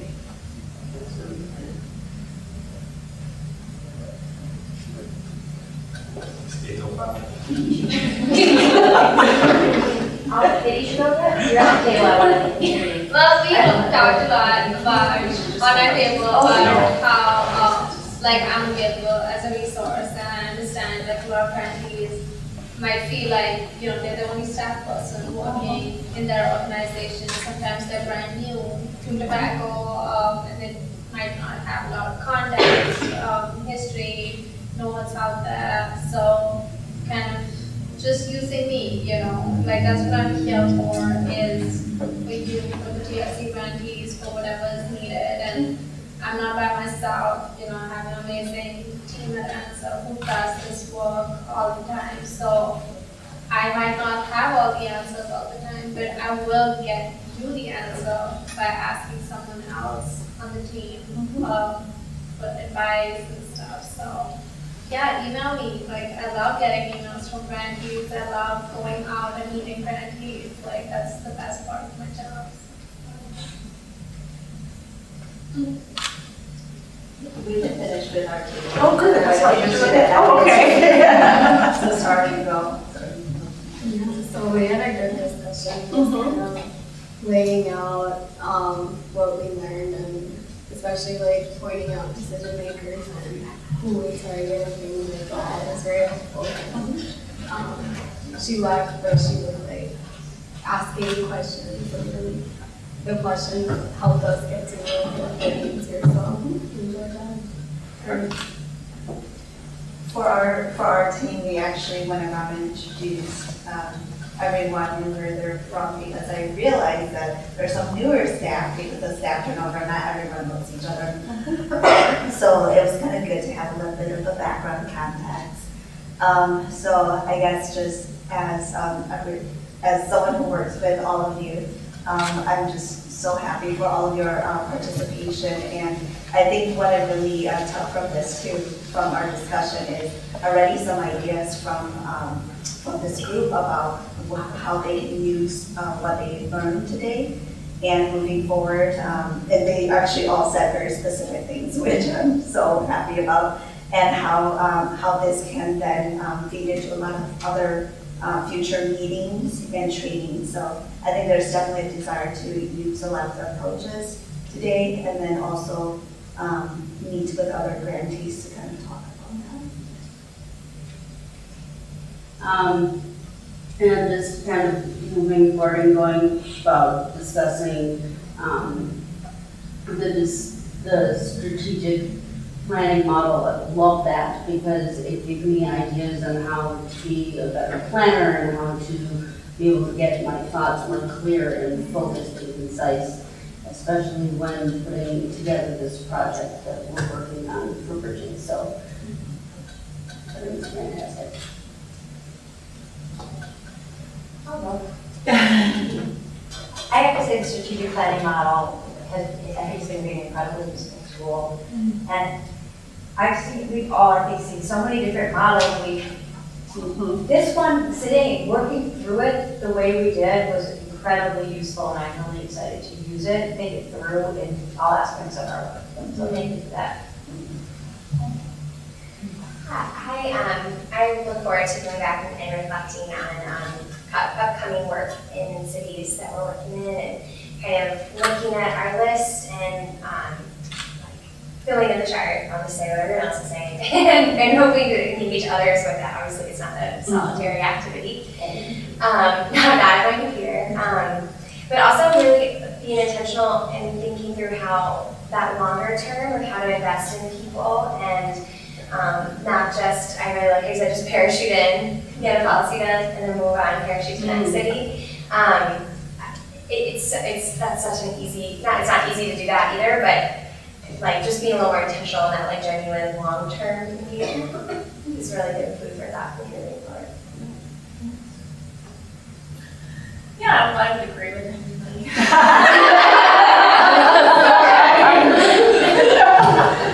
I think one of the, we kind of mentioned this, but one of the things, I've done other advocacy trainings before, and some of the work is assumed to like so urgent and so necessary. And so the way that I've experienced trainings in the past is that you have to keep that urgency going. What I see here is you get to keep the urgency going, but you get to do it in a planful, intentional, and thoughtful way. And that can speak to this broader impact that you can have, that you can do more, you can have that bigger impact when you really have a plan. So I'm just excited to use the tools in that way. Great, thank you. I would say the same way. I have little to no context about tobacco. I'm very new to all of this. But this has been a great learning experience. There's definitely so much potential for this. And even thinking about like a long-term sustainable way. As she said, parachuting in is not going to be very effective. So, I think one thing that really stayed with me was just, and it's also where I come from and how I do my work, was how do we build policy? And I really like that, that we were able to articulate it in the training. And so it makes us think about our work beyond this, right? Not just in HAP, we're such a huge organization, we work in so many different areas, but how do Khan and I work in this and take that same concept and look at other programs and say, okay, what else? You know, how do we actually really build power in our community? And the power is not just in our organization, but it's Thank you. Is that it for everybody? That's all good. Do any of Also, like the pictures came out, I was like,